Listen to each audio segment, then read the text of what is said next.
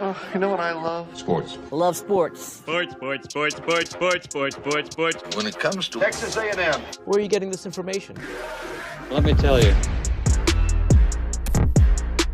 Welcome to TexAgs. It's here. It's time. There's always a buzz in the air when you hit this moment. He is a guy that has gotten better and better and better. He's just got that dog in him. We will develop men. We will graduate players, and we will win championships on the field. I think of him as this hawk. Before long, he's going to be swooping in on those quarterbacks. And they embody what the school is about. It's about getting into hard situations and getting ourselves out. It's about working hard. It's about doing amazing things. And this is a real program. It's not fake. This is a real place. And if you want to be really good at football, this is a really good place to be. You know, if I'm betting on anybody, it's the Aggies.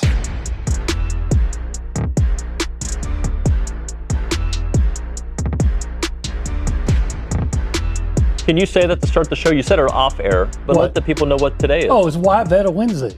Yeah, the guns are out. The hair is long. I have no guns. I do have long hair. You look good, buddy. Well, you know, I guess looking good is all relative. Yeah. And compared to my relatives, I probably do look good. Well, you look great. Unfortunately, A&M baseball, not great last night. Well, and I know you agree with this. Yes, you want to win every game. The midweek games barely even register to me, right? Because they only register when you lose.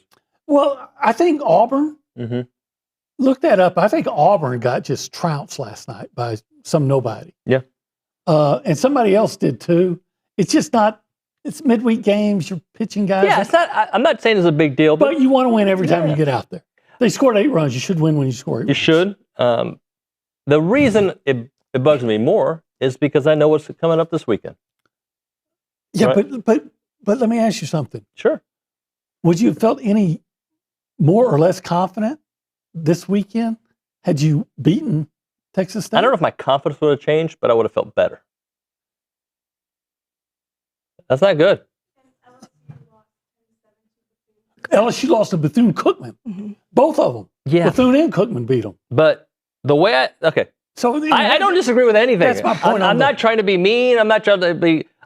I don't care what other people do. I care what we do. Well, right. You want to win every game. Yeah. I'm just saying that I lost zero sleep over that game. I know you did too. And I don't think, had A&M gone out and won, 12-0, maybe I'd feel a little bit better because I'd be saying, well, the pitching, maybe they found somebody else that could come in and help in the pitching this weekend. But beyond that, I don't think the results. No, I'm not so result. I might feel much better about it if A&M wins the baseball series against Texas, right? Oh, heck yeah, I'm right? It's going to be a Mardi Gras in the Buchanan house. But in the few days leading up to the game, yelling at Irma, here's some beads. It just exposes some beads. It just exposes, unfortunately, exposes some of the issues with the pitching staff. And also, what's surprising was how many hits they got with a couple outs and how many runs they scored. Talk about A&M. Texas State. Well, it seems like a lot of runs all year has been scored with 2 outs by the opponent. But how many of those? I got to admit, I didn't pour over the box score, but I thought one pitcher came in, one that we might actually see, and threw 2 or 3 pretty solid innings. But I think it was mainly guys that we're probably not going to see this weekend. Well, I mean, Gavin Lyons pitched. And we'll definitely see Gavin Lyons. Okay, is he the guy that actually? No, it's Cunningham. Cunningham looked good. Gavin had some struggles, but I mean, he's been solid all year. By the way, Texas State is actually pretty good. Yes, yeah. My mood is appropriate for when we, what I'm saying? Like I don't like losing at anything. Yeah, right. Like I'm not saying this is devastating. Now, how are we going to win the Texas series? It has no correlation to what happens this weekend.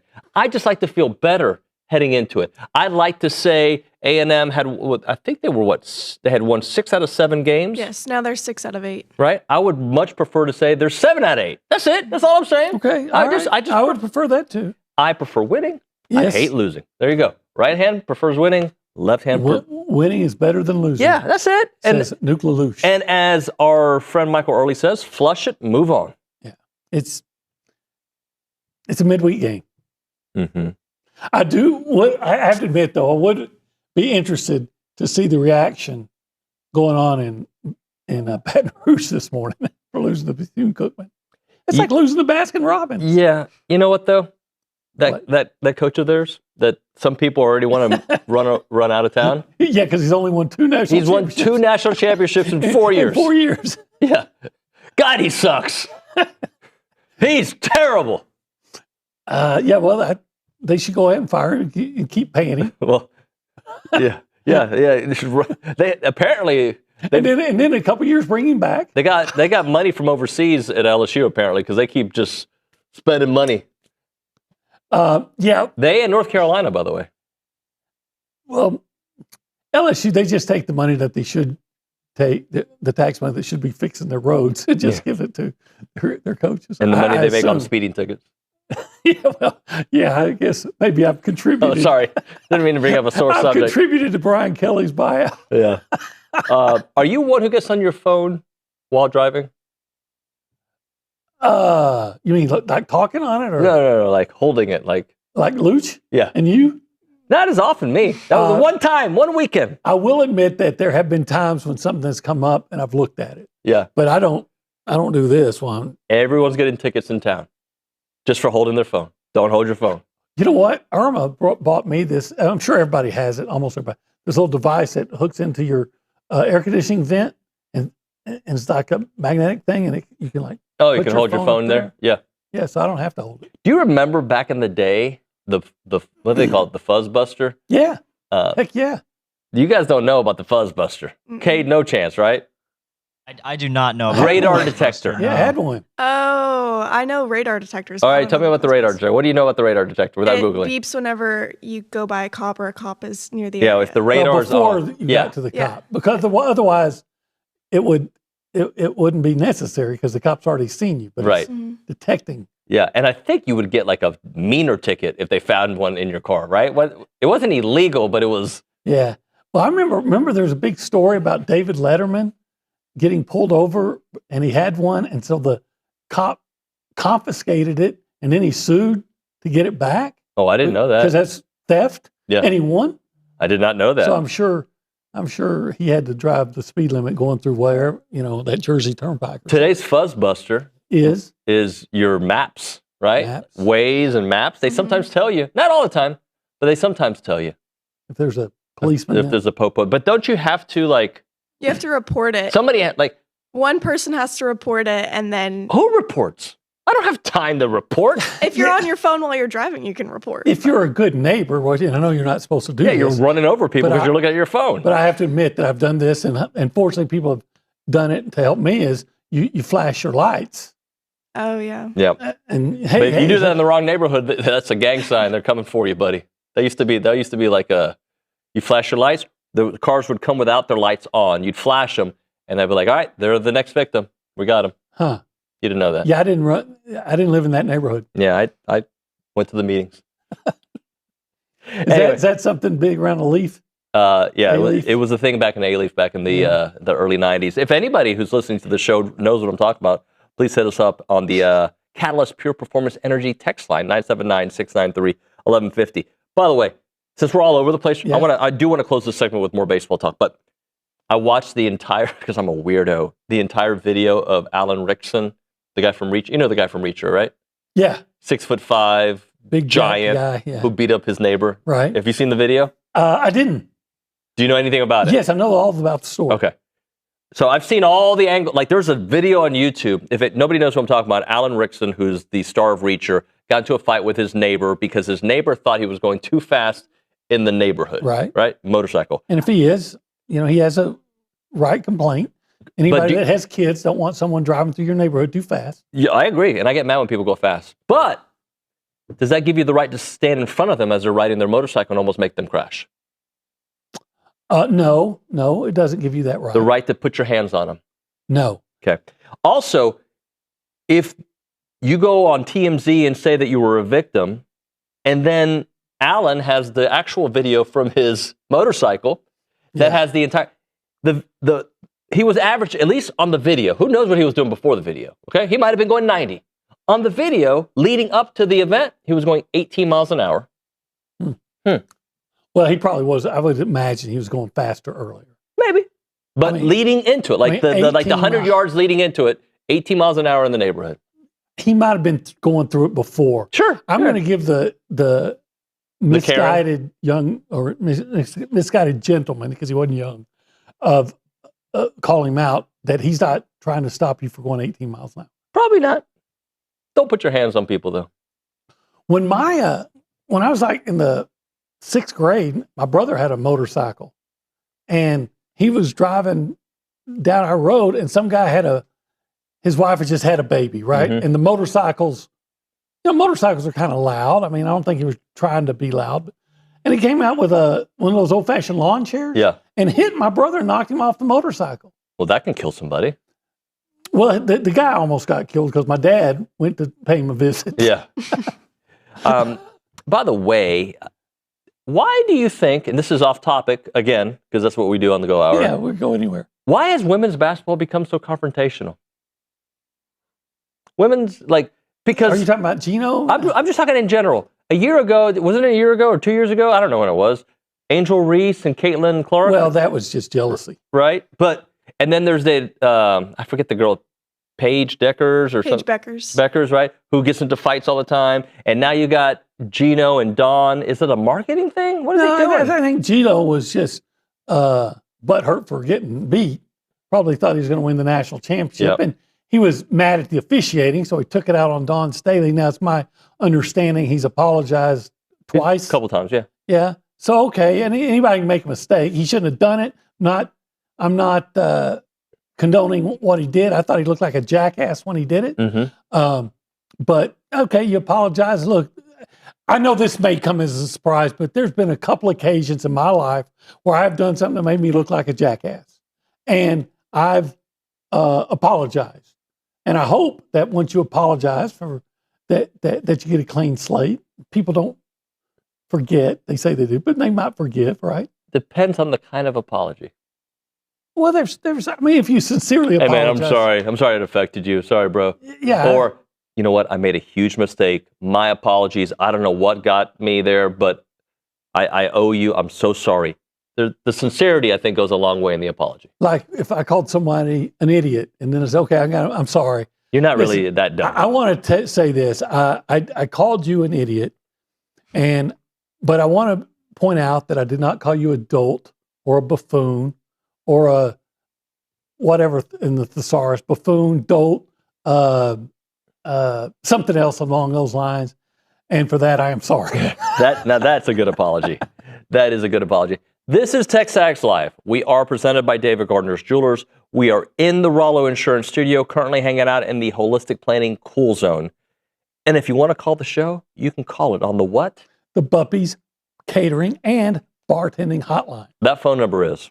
979-693-1150. I've already told you that you can text us on the Catalyst Pure Performance Energy text line. That's that same number, 979-693-1150. We'll go around the room. We go left to right. Behind the glass is Cade Bickham, who's handling the director duties today. Cade, good morning, buddy. Good morning, y'all. What's up? Well, I have some baseball thoughts, some general baseball thoughts about last night. So, we talked about how they've won 6 of their last 8. They've actually, if you go back to Georgia, the last game on Sunday, it's 8 of their last 10, and it's 6 of their last 7 SEC games. So they're still, sitting in a pretty good spot. And I think also I was talking to Cooper and Braxton about this. That's a solid Texas State squad on the road. You don't like to lose midweek games, but you can live with losing to a team like that. And I'd rather get punched in the mouth in the midweek than get punched in the mouth and swept, this coming weekend. You know what? You might recall there was a baseball coach that used to be here that said in a press conference that I should be fired because I said that the game between Sam Houston and Texas A&M means more to Sam Houston. Yep. Well, I didn't get fired. Here I am. But I will maintain that the game last night between Texas State and Texas A&M meant more to Texas State. And to the folks in Austin, too. Well, I think they were playing UTSA, right? Yeah, but I just think they played Incarnate Word. They enjoy our losing, as we enjoy their losing. Right. Look, guys, I get it. But I feel like as a cope, like It absolutely it definitely is. Yeah. I don't think it's a big deal. I don't. So if I sound that way, but I'd rather flush it than justify it. Make sense? Agreed. Yes. Yeah. To me, it's like I don't know. I go to the store and I buy something, and it's $10 and it's $9.75, and I hand them a 10, and for some reason the clerk is just their mind's not on the job, and just gives me and doesn't give me the quarter back. Right. Well, I maybe I should have said 20 cents because I always want that quarter back, as a defensive end. But I'm not going to worry about that change, that spare change. But you still want it. Yeah, I mean, I'd rather have it, but I'm not going to worry about it. Yeah. And that's the way I feel about that game last night. Yeah, you'd rather have it, but you're not going to worry about it. I'm not worried about it. But if you have a bad weekend, then you might think about it more. I don't know. Okay. I mean, if I have a bad weekend, I think the weekend itself is going to. What if I have a great weekend? Then you're going to be like, bro, we should lose to Texas State all the time. If that means beating the number 2 team or whatever they are. He who shall not be named. Yeah. All right. Let's go to the Angry Elephant at News and Social Center. Kayla Gaither, who I heard asking really good questions at the press conference with Trisha Ford. What's up, Kayla? Yes, I love going to those press conferences with Trisha. I'm going to go to one tonight because A&M softball is playing McNeese tonight in a midweek matchup. They're 7 out of their last 10 games that they've won. They moved up to number 13 in the rankings yesterday, and they're traveling to Oxford this weekend to play Ole Miss in another SEC matchup. How's Ole Miss? How good are they? They're okay. They're 14th in the SEC, and we're 6th in the SEC. I guess everybody in the SEC is typically pretty good. Right? Yeah. Can't take any SEC. No, but the SEC dominance is over. Especially on the road. Yeah, it's over. Right. It's over. I mean, whatever. What else? Turning to basketball now, we actually had a really big announcement yesterday. Guard Ruben Dominguez entered the transfer portal, which I feel like a lot of people weren't really expecting, but maybe some of them are. But A&M is looking forward to getting some players in the transfer portal, like Jalen Shelley from Loyola Marymount, FAU guard Devin Vanderpool, and VCU guard Terrence Hill Jr., who had one of the game-winning three-pointer shots over their win against North Carolina in the tournament. He had 34 points, 5 rebounds, 5 assists, and that step back 3 in that game. Hill, where's he from? He's from VCU. Oh. Yeah, he's good. Virginia Commonwealth. I believe so. You said VCU? Yeah, VCU Commonwealth. Okay. The old Shaka Smarts, but they're not Shaka Smarts anymore. No, they're Shaka Dumb. But, hey, it'd been great to have Ruben stick around. Maybe he will. But, go get somebody better. Let's talk about that on the other side, because it's not about Ruben per se. It's about thoughts that I have on what is happening in college basketball, because it's not just A&M. We'll talk about that on the other side. I was going to try to do a 1775 spot with you where we talked about food in songs. Okay. But I don't know any food songs that talk about food. Well, there's Cheeseburger in Paradise. Okay, Jimmy Buffett. Jimmy Buffett. But we would run Ribs in Paradise. Oh, yeah. Or Succulent Brisket in Paradise. Yeah. Or Jalapeno Cheese Sausage in Paradise. Or you know what? How about Queso Mac and Cheese in Paradise? What other songs can we think about with food? With food, huh?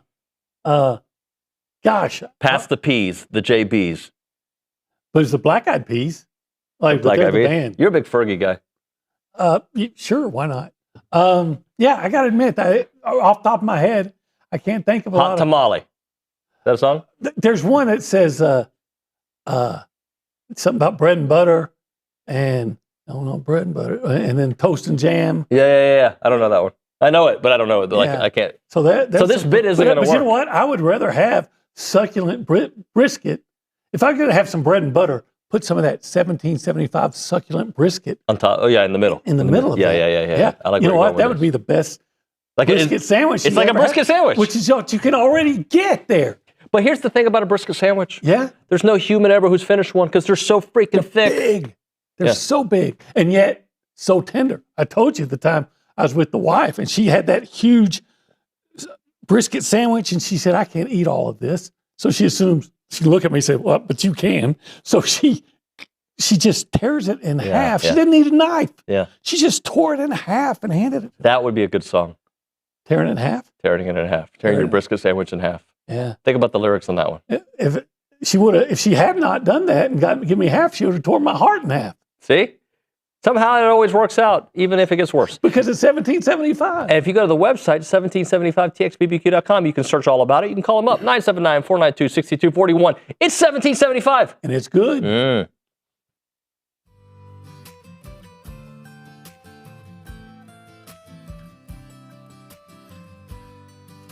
Hey everyone, David Nuño here of TexAgs Live. I want to introduce you to the team at Holistic Planning. Got Jason Barber here, Taylor Pankratz, and also Paul Meredith.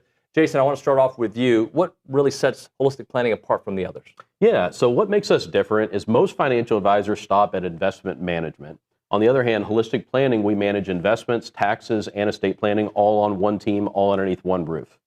Now, Taylor, when everything is coordinated like that, it really helps the bottom line, doesn't it?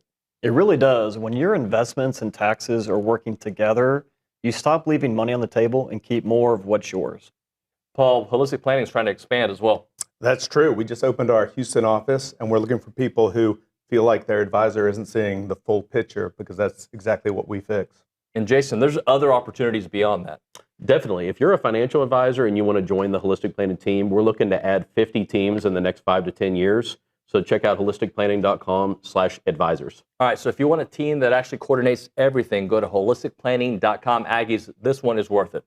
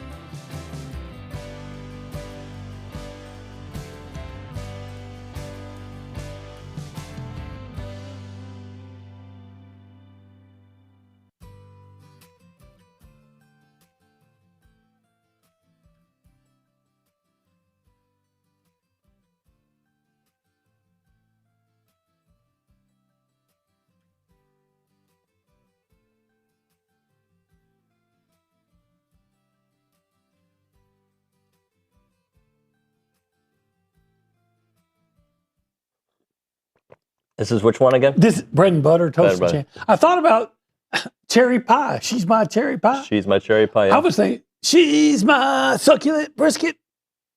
Keep going. I Shouldn't want go see her, but I can't. But I just gotta risk it. You could do this. You could make 1775 commercial songs. It'd be like the Paul Feinbaum theme song. We come up with the 1775 barbecue theme song. Yeah, but it's got to be you singing it though. Oh God, no. We want people to. No, we want people to laugh. You know what? For 1775, you'll do it. No, I won't. Yeah. Hey, it's TexAgs Live. So, a couple of people did respond. They know what I was talking about the flashing lights thing. The gang. So, yeah, a lot of people, it's a Houston thing apparently. So they didn't do flash, they think it's a gang. If you see a car driving without their lights on, in the wrong neighborhood, by the way, not sometimes just an old lady forgets. In the Nuño hood. Not in Greensbury. But if you see it, apparently back in the day, at least in the 90s, you flash them, they're coming after you. Well, you know what would be 30 years hilarious? ago. What'd be hilarious is if you just passed a state trooper and you went down another mile or so and you saw someone and it looked like they may be speeding. Yeah. And you flashed their lights. Hey, bud, be careful. And then they came around coming after you. But in the process, they got picked up on the radar so you could get a ticket and arrested. Yeah. This would be a good movie. All because somebody was trying to do you a solid. Do they still say that? Do you a solid? Yeah, do you a solid. All of a sudden, someone's trying to do you a solid and keeping you from getting a speeding ticket. Can we talk Ruben Dominguez? Yeah, let's do. Disappointed. Okay. And not with the young man, with the situation.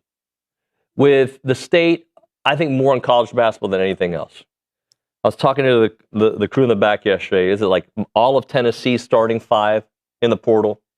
Like, this is a team that went pretty far in to the Elite Eight, right? Tennessee? Yeah. Okay. So what is happening is the wrong people, why am I yelling? The wrong people have influence around these young men who, and I don't know Ruben's situation specifically. We could probably run a soundbite right now on his last day at A&M, or when they got eliminated by Houston, talking about how it was the best year of his life, how much fun he had, how great it was. To me, he could have just been answering one way to answer, or he could have meant it. I don't know, right? We don't know how people feel in the moment as opposed to a while back. But let's just say anybody who all indications are they like living here, they like living anywhere, right? It doesn't have to be specific to A&M. They like the coach, they like the offense, yet they're being told, go in the portal, you owe it to yourself for life-altering money. I've got places that want you, that will pay you life. And how do you fault a kid who doesn't know, like, what to do? Like, hey, I really want to stay here. Anybody. I'm talking, again, this could be in football, in any situation. But you've got people in their ear, sometimes not the parent, telling them what they should do. And I believe for the health of college athletics, let's talk about basketball in particular. I don't want to keep relearning rosters every year. It's my job, I will, and I'll do it, and I'll love it. But part of the charm of the 80s Aggie football team and the 90s, and recently with Buzz's teams, is we got to see these guys develop and be Aggies for multiple years. The one-year mercenary, when it is wholesale changes to a sport, I think dooms a sport. Agree or disagree? Or do I sound like an old man yelling at No, clouds? I agree with your premise. However, you know what they say, adapt and survive. Yep. But I'm talking about it from a fan perspective, because basketball, I feel like basketball in Texas, not just at A&M, in some southern states, it takes a while for the interest to get there. It doesn't start in October, right? There's some interest, but like, when do people really start watching SEC basketball? Probably when the SEC season starts. When football season's basically over, right? Mm-hmm. If you don't know the roster, if you don't know basketball to me is it's if not my favorite, 1A or 1B. I love watching basketball. You know that. That's one of my favorite sports to watch. But not everybody is going to be invested in basketball if they don't know these rosters. Okay. I'm not necessarily disagreeing with you. What I'm saying is,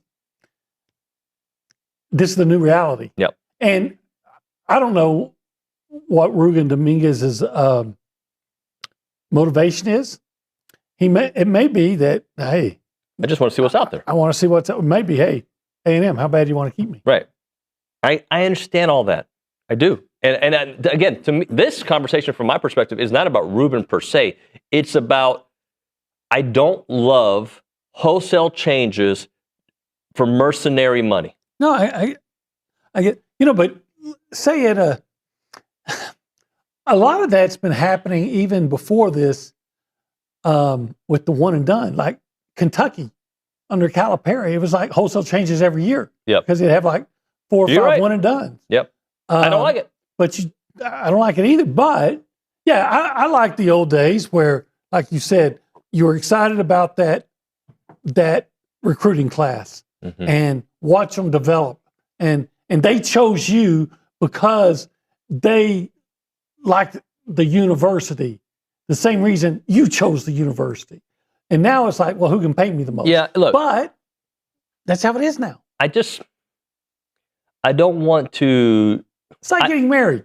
I don't think it's. I'm going to make this comparison, and it may not fit, but work with me here. Okay.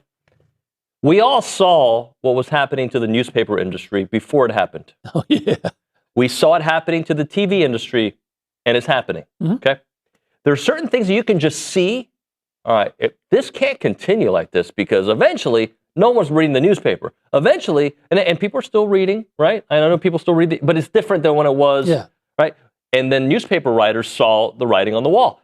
TV anchors saw hey, everything's moving to digital. Everything's doing this. When I got to the last TV station I worked at, they did nothing on social media in the beginning. They played catch up late.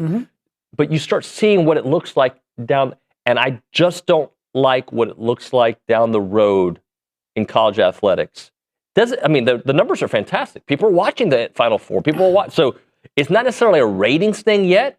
It could be. Look, the way I look at it is, and I understand your angst, but it's like, hey, there was a time single Olin Buchanan was living the life. I was going out, eat wherever I wanted, whatever I wanted.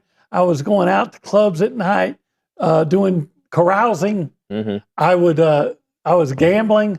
I would go to, I remember losing like an idiot $1,000 in Shreveport of all places one weekend, but it was okay because I didn't like it, but I could afford to do it. Sure. And I was just had no responsibility. All my bills combined were $800 a month. If I wasn't spending it, I was baking it. And then I got married, and it changes. I sure wasn't carousing. Right. And I couldn't go gamble and things like that. So what we remembered the way it used to be in college sports, well, it can't be that way anymore. It's changing. It's not going to change back. Yep. Some guy that I've never seen comment on our YouTube page says, no, David, it is about Ruben. Otherwise, why bring it up? Well, Ruben is the reason I'm bringing it up for right now, because I think it is a trend in college athletics, especially right now in college basketball, of guys. And by the way, if I'm a student athlete, I get it. Yeah, like 2 or 3 years ago, Miami had gone to, I don't know if they went to the Final Four. They had gone deep into the tournament. And their entire team was coming back, but their entire team went in the portal and the coach quit. Remember, he retired? Yep. So it's been happening for a while. And hey, just look at A&M last year. There's a reason that Bucky McMillan took over a roster with no players. Well, and right now I'm looking at the On3's website and their college basketball transfer portal. It says 832 players have already entered. I don't know how that compares to years past. I don't know any of that, but it's been only open 48 hours, if that, right? Last year, there were 3,000 D1 athletes that entered the transfer portal. Yeah. Look, and by the way, like you said to start the segment, and we got to hit a break here, but to start the segment, it gives you an opportunity to upgrade every time. You're right. And we celebrate when A&M or our school, whoever's watching, wins a transfer portal thing. I'm just talking about the volume of it. I don't like the volume of it. If they could all come in and embrace A&M the same way number 12. The best player on the team last year. Rashawn Agee? Rashawn Agee. Agee the Aggie. If everybody would come in and embrace A&M and play like he did, I'd celebrate that. You know, that'd be good enough. But I remember, and we've got to hit a break, I promise. I'm sorry, KZ and KBTX. I remember when Bryce Young finished his freshman year, right? He only played one, he only started his sophomore year, right? How many years was he at Alabama? 3. 2 years. No, but starting. He started 2 years, right? Yeah, 2. Okay. I remember after his first year of starting, and it was right around the portal's infancy of the way it had changed. People were like, if he were smart, he'd go in the portal and make money because Lane the Kiffin best players, it was at Lane Kiffin? And that's the reality. If you're, how about this? As a parent, me personally, David Nuño, and I'm not talking about anybody else's. As a parent, I want my children to pick a university for the 4-year, like, for the history, for the connection, because that's what college means to me. Now, the next generation may not feel that same way, right? That's what I want for my kids. I get it. But I also don't have $2 million at another school waiting for my kids either, right? So I don't know what that would do to the lore of the school you're at. I'll be honest, if Quinn Buchanan was at LSU for 3 years and A&M or anybody else said, hey, was dangling $2 million in front of him, I'd say, I'd be like Steve Miller. Steve Miller Band, I'd say, son, take the money and run. What do you think the bumper music's going to be next? Well, I don't know. We, not cheeseburger paradise. What was it, cherry bomb? Cherry pie. Cherry pie. Oh, cherry bomb's another one, right? Yeah, but that's not a food. No, but cherries are. There's cherries in it. Let's hit a break. All right. When we come back, some other news in college athletics. Okay. Ross Dellinger with a report. I don't know if you saw it this morning. I didn't see anything this morning. Eligibility, the NCAA, going to force some changes. We'll talk about that on the other side. Right now, Milliken Reserve, a farm-to-table community in College Station. They got homes, they got trails, they got farms, they got wide open spaces, and they have a mission to build a healthy community around nature. They are creating a sanctuary for family, for nature, and for community. They're dedicated to the conservation of a healthy community, respect for the native landscape, 2,600 acres of open space, 30 miles of trails, and homes. They have an extensive network of trails throughout a wooded landscape that includes walking, creeks, ponds, and gathering areas, and they're committed to maintaining and restoring that natural habitat. They have a variety of species that find their homes there in Milliken Reserve. So when you go there, don't be surprised to see the white-tailed deer, the songbirds, the rabbits, and the turtles. Hiking, biking, canoeing, all these events you can do there, from kayaking to equestrian trails to the evening yoga. You can learn more at millikenreserve.com. That website again, millikenreserve.com.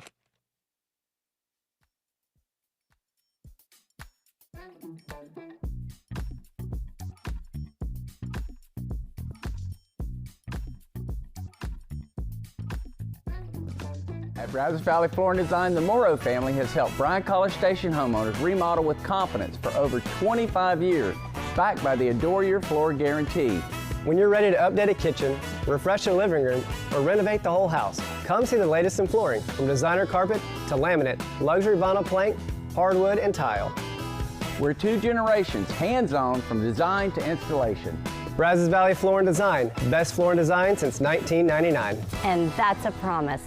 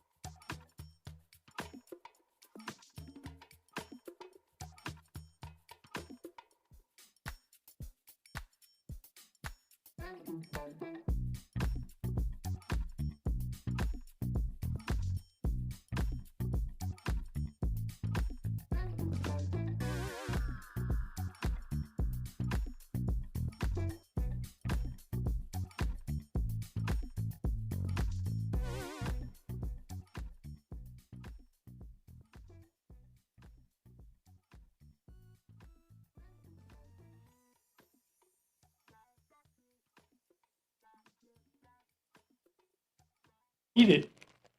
Eat It from Weird Al. Weird Al. Yeah. It hasn't aged. That was hilarious, by the way. Weird Al? No, this one particular Oh, this video. one particular Eat one. It. I used to love Weird Al, but I was 7. I don't love him anymore. There's a certain genius behind, making those spoof videos. Does he still do them? He probably not. Yeah. I thought the one that didn't he do like a surgeon instead of like a virgin? Yeah, like a surgeon. He's kind of writhing around Yeah. on the floor like Madonna. I thought that was pretty funny. Hey, He's on tour, by the way. Weird Al is? Yes. Yankovic? Yes. Yeah, it's capitalism. If you can find somebody that likes it and make some money off of it, great. Here we go. Ross Dellinger, Yahoo Okay, Sports. let's hear it. The NCAA is exploring significant changes to its eligibility rule. Source tells Yahoo Sports. The proposal creates an age-based standard. Athletes would have 5 years of eligibility from their 19th birthday or high school graduation. No red shirts, no waivers. He says, while the move would align with the directive from Donald Trump's executive order, 5 years of eligibility, the NCAA and conference leaders have been exploring this potential change for weeks. It also goes on to say that they've been winning a lot, or somebody, Ari Wasserman said, the NCAA has been winning a lot of these eligibility battles. Mm-hmm. So this would just help just seal the deal. Like, this is how we're going to do it. This is our rules moving forward. Well, I like the idea of giving them 5 years. I like the idea of giving them 5 years. The one thing I'm against in that is the age limit. Now, there's a couple of, I read the article, I think military service, religious, right. like that pregnancy. I don't even think that should be. If Olin Buchanan goes to A&M. At 25. No, I'm talking about it at 64. Yeah. Because aren't we all encouraged to better ourselves and get an education? Yes. Is it ever too late to get an education? And Olin Buchanan goes to A&M. He's 64 years old. He's a freshman in college. And you know what? Olin can't do anything except one thing. He can kick that football a long way. And he wants to walk out there and just and kick he could be the best field goal kicker on the team. Why should he? He's a student. He has eligibility. Why should you say, well, you can't go kick the football because you're 64? I don't disagree. But I think part of the reason for it is they don't want 29-year-olds going against 18-year-olds? If he's a student and has eligibility, and you lose it, you forfeit eligibility once you do something like Bediako. Yeah. And you can't pull that crap that their coach is always trying to pull. But if you're a student and you have eligibility, you're a student at that university. We're talking about we don't like mercenaries to come in. Hey, they'll go across the ocean to bring it in. An American guy who, for whatever reason, maybe he couldn't afford to go to college. And it took him 10 years of saving to go to college. But no, you can't. You're a student there, but you can't play. No. Take out that age requirement. So I remember when I was at A&M years back. By the way, you going back to school would be great. I mean, Rodney Dangerfield. Well, you have to have gone to go back. Sorry, you starting at A&M. How would that work, by the way? What would be the process? Would you have to take an SAT today? I don't know. I do know I have my high school transcript in a box somewhere. Okay, we can probably make this happen. It probably wouldn't be a digital transfer. You would have to upload. Irma has always encouraged me, just like the guy we talked about, the guy I wrote about last week, John Watson. I need to talk to him, by the way. Who wants to do he said he'd like to take an online course just so he can say he was a former student. And she's always encouraged me to do that. Who has time? I like that idea. Who has time? I like it. It's kind of hard with our schedule, but I like that idea. I forget the law, and I think it's probably changed since then, but there was a law back in the day that if you were a restaurant, you could hire people based on what the theme of the restaurant was. Okay. Like a Japanese restaurant, maybe. I don't know. Yeah, right. All right. There's certain sports. Look, I go to a Japanese restaurant, and the guy's throwing the everything and he around. looks like you? And he's a white guy. I don't feel like I'm getting the full experience. I'm not saying it's right or wrong. I'm just saying I believe that was a law back in the day. Somebody can fact check me on that, and it may not be. There's like a sports bar or restaurant. By the way, I did that actually. I went to a Japanese restaurant. There was a white guy, and you were out. No. I mean, he did a good job. Well, I do. I'm not saying you can't hire him. I'm just saying I do subscribe to this methodology. Okay. If you go to a Cuban restaurant and there's no Cubans in there, probably not great. That's just how. If you go to a Chinese restaurant, I hope Chinese people go. That's all I'm saying. I hope that's not controversial. I don't. If you go to a Texas barbecue place, you better see some Texans there. Texas people. You better see some bunch of Aggies in 1775. That's all I'm saying. I'm with you. I forgot where I was going with this. I had a great point.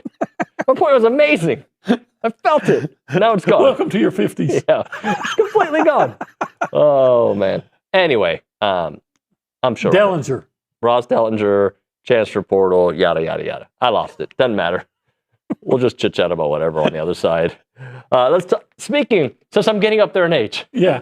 And I can't remember what we talked about 5 seconds ago.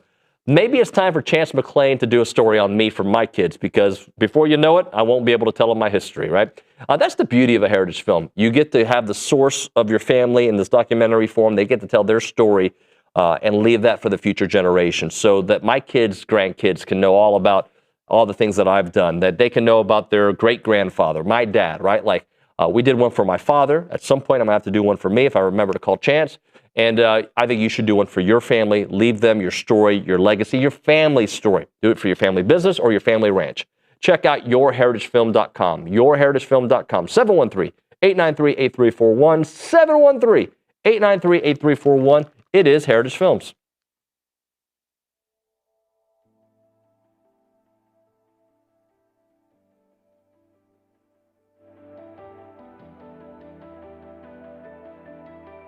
I'm Wes Mingan, and I live on a piece of property with my wife and 2 boys and several animals. I work in oil and gas, and I travel a lot, and so when I come home, it's like my sanctuary. I get to see Lauren and the boys, and it's been just a perfect fit for us, and it's really improved our family time. And this is the first land I'd ever purchased, so dealing with the land side of things and dealing with Capital Farm Credit was super easy for us through the whole process. I definitely feel like with Capital Farm Credit, together we are better.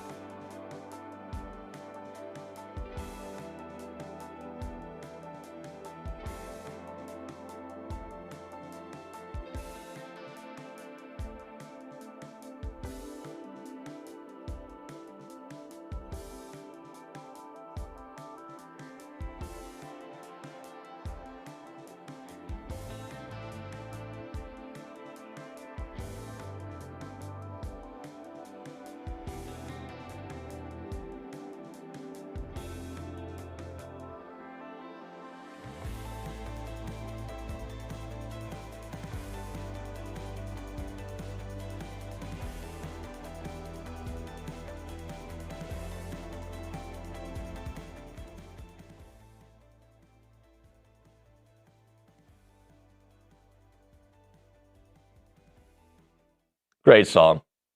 I like it. It's a really good song. Yeah. Yeah. Well, Zach Brown, somebody, when we were having our Twitter discussion, which on the way to Oklahoma City about the music. Yeah. And when I put my earbuds in, I was just listening to the Jimmy Buffett channel. Yeah. And they played Zach Brown. I just kept updating people what I was listening to. And I said, Zach Brown. And some guy got on there and said, anyone that's listening to Zach Brown should never criticize anyone else's music. I'm like, I thought Zach Brown was really good. Yeah, I mean, you like what you like. You like what you like. How about that? If it's a certain type of food, music, who cares what other people that you don't know think? It doesn't matter. It doesn't matter. Unless you're being forced to listen to it. Well, or eat it. This is right. This is true. Hey, Weird Al. As a reminder, the final segment of the program is brought to you by Double Dave's. That's at 10:50. But right now, caller number 12, 979-693-1150. We're going to hook you up with your choice of a dozen pepperoni rolls or a large one-topping pizza from Double Dave's. They've been serving Aggie Land since 1984 with your favorite pizza and, of course, those world-famous pepperoni rolls. Reliable in-house delivery, bringing piping hot goodness straight to your door. Just click on doubledaves.com and your favorites are on their way. Let's go to the Angry Elephant News and Social Center. Kayla Gaither. We have some comments on the premium chat, on the YouTube chat, on the text line, the Catalyst Pure Performance Energy text line. What do you have for us? We had a text come in that said, do you guys think that the hype around the former A&M baseball coach's return to A&M will be a distraction for either team? And if so, which one? No. I don't know. I mean, how many of those players played for him? Not many. Not many. No, I don't think so. Yeah. I mean, I think this is a spectacle for the fans, right? Like anytime A&M and Texas play, it's a big deal, regardless of it. But add the way the former coach left, it's going to be a bigger deal. First time here. I wish they would have played last year here, but it's this year. Yeah. With bad weather. Yeah, I think players are just going to be locked in to try to win a game because it's an important game. And some of them understand the rivalry. I don't know if Hakopian, for instance, I don't know if he understands it. Yeah. But they'll say, it's like if you're at Maryland and you're playing, I don't even know who Maryland's rival is now that they're in the Big Ten. They may not even have one. It's like playing Rutgers. You just got to beat those Scarlet Knights. You got to throttle record books when those two play. They're actual. But they're what? They're actual rivals. Like actuals. Yeah. Okay. That said something else. What'd you think I said? Tell me at the break. It didn't sound like, it sounds kind of like actuals. Okay, go ahead. I was just going to say, I feel like it's more of a spectacle for the fans. The lowest ticket price to get on the lawn for Friday night's baseball game is in the $60 range. The next lowest price is in the hundreds for the third baseline. So a lot of fans want to see this matchup, but I do think it's more of a spectacle for the fans that are going more so than just the players. So. How many things do we have going on this weekend? Lots. Chili Fest. Yes. A&M Texas, Ring Dunk. Ring day. And dunk. Some dunking. My niece getting a ring Friday. Congratulations. Yeah, we're very excited. By the way, her run here Vega. It's been like that. What's that? Her run here, I feel like she just got here, but already at 90 hours. Yeah. Look at that. She's done well here. Obi? A&M's been good to her. Yeah? Yeah.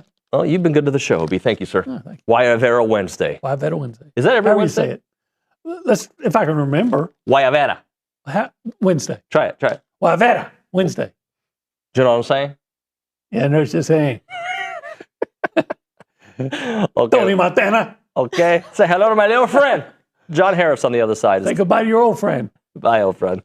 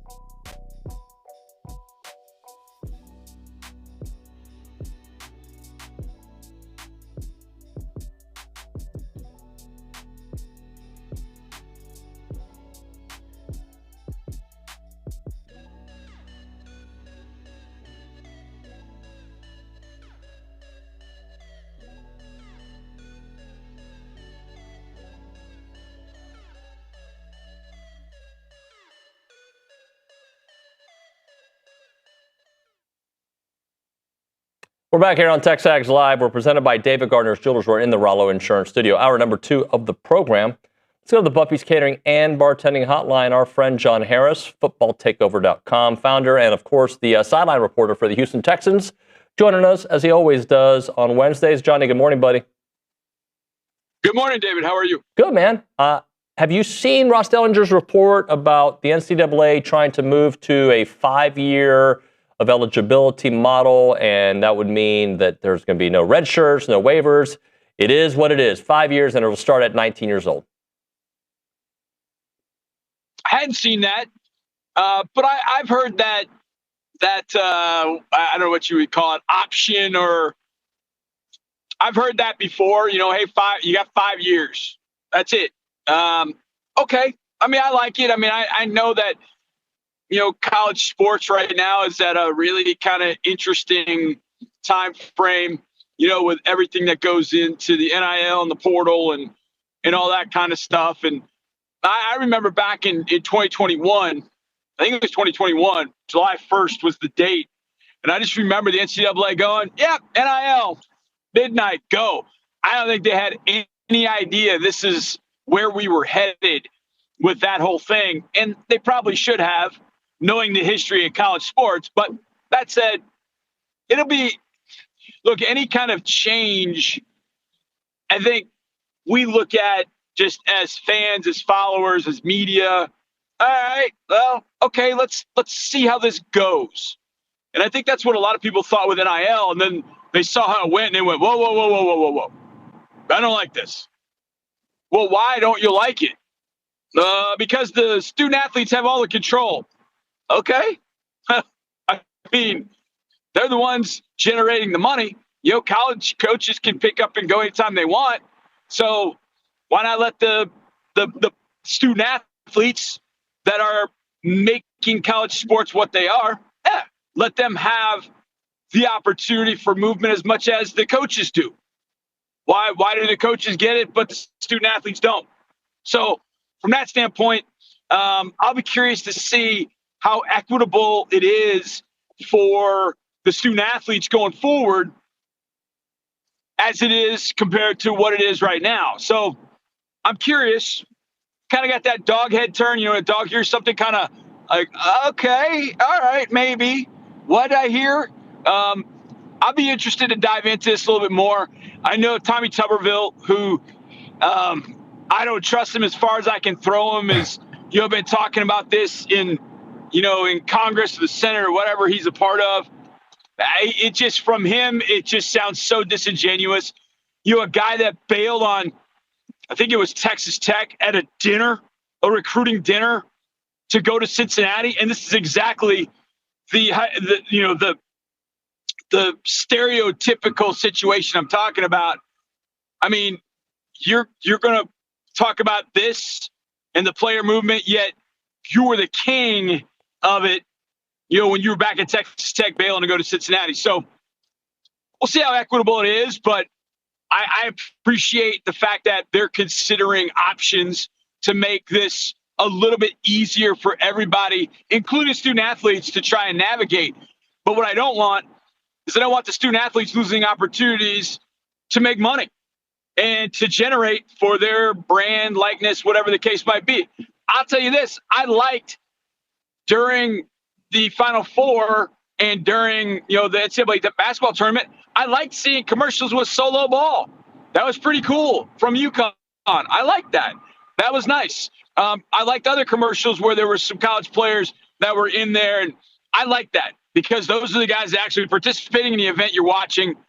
So I like that. And I like the fact that those student athletes can make money, that whether they get to the pros or not, they can make money for what they did at a time when colleges are making all kinds of money, that they deserve that share too. I just want to make sure that stays equitable going forward. Johnny, one of the topics that we had this morning is, you know, a couple of A&M basketball players going on the portal already. And it's just the nature of the way this is set up that college athletes are going to become and are already becoming mercenaries. And they've got to figure out, and I don't know if that's by making them employees, but this whole mercenary model, do you think for the health of the game, 10 years from now, 15 years from now can continue?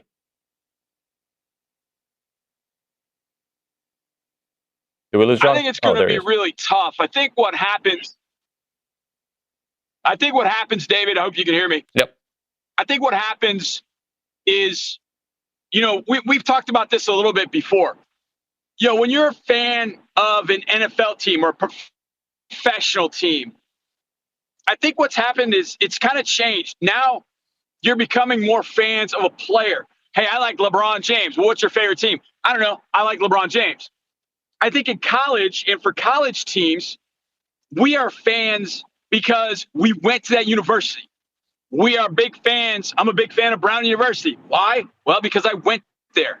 That's where my blood, sweat, and tears went for 4 years. That's where I played my ball. I love Brown University. I will be a fan of Brown University for however long. And I want for my team and my players to feel that same bond to Brown University as I did. Now, obviously, we don't produce as many first-round football players or, NBA players. I mean, we're producing doctors and estheticians and whatever else. So it's a little different, but I still have that feeling for my university. And I still have that feeling for if we have a star player, I want him or her to feel that same bond to my university. That's not happening. You've got players coming in for 1 year. I think a great example of that is Will Howard. Will Howard went to Ohio State for 1 year. He'd been at K-State for his whole career. He goes to Ohio State for that 1 year. And I remember seeing, as Ohio State was getting ready to play Notre Dame, there was some conjecture about, is Will Howard really a Buckeye? He's only there for 1 year. Won him a championship. And I saw kind of the narrative change. Ohio State fans are kind of like, yeah, he's a Buckeye. Why? Well, because he won a championship. Well, that doesn't happen for a lot of student athletes. That doesn't happen. Even guys that are going to make all kinds of money playing this sport for your university, you're going to wonder, man, was that worth it? I don't know. I mean, Dave Portnoy turned on Bryce Underwood at the University of Michigan because Underwood had a tough, true freshman year. Like, okay, that kind of thing is just, it's icky. And I think what's going to happen in due time is that alums of the university that they love are going to start wanting, hey, I don't know if I'm going to give the money. I want to see these players stick around for a little bit, have a bond with my university, or I'm not going to give my $1 million a year. I think I'm going to give it somewhere else. I think that might start happening at some places. I don't know if it's going to happen wherever all the time, 100%, because we have a lot of competitive alums out there. I mean, that's, when you go back, you look at what happened to SMU in the 80s. Why were they, so in the business of paying players?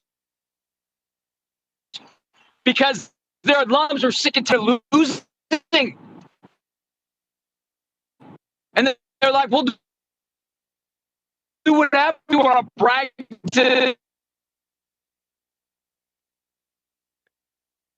You know what? Let's maybe try to call John Harris on the hotline. Let's just try to call him because I think we're losing him. So we'll try to do that here in a moment. And I do have some other stuff I want to get into with Johnny because the business of college sports, especially at this time of year, becomes such a hot topic with all the potential changes to the sports. Potential conference realignment in years past. Doesn't look like that's going to happen. And in fact, our guest yesterday, Amanda Kristovich, said, "Don't expect it for." I think she said for a couple years for when the television contracts start expiring. So that will be in the 28 season. But we'll have the Brian Broadcasting crew call John Harris and get him here on the hotline because I do want to ask him some NFL draft questions. What's changing with Aggies? Has anything changed over the last couple of weeks? I'd like to know what he thinks about that. Also, Kirk Cousins signs with the Raiders, and I think that's a really smart move. I think so, too. I think he can be a really good asset for Fernando Mendoza, who is supposed to be the Raiders draft pick. So let's go to the Buffy's Catering and Bartending Hotline. Johnny's there. Johnny, sorry, we lost you for a second with your signal, so we got you back on here. But hey, can we for a moment just the latest on A&M and the NFL draft? Are you hearing anything? Any movers? Any shakers? Any drops? Any risers? KC kind of holding steady in that first round. Yeah, I think with KC, and just kind of through the rumor mill, it feels like KC is going to settle probably in the mid-20s.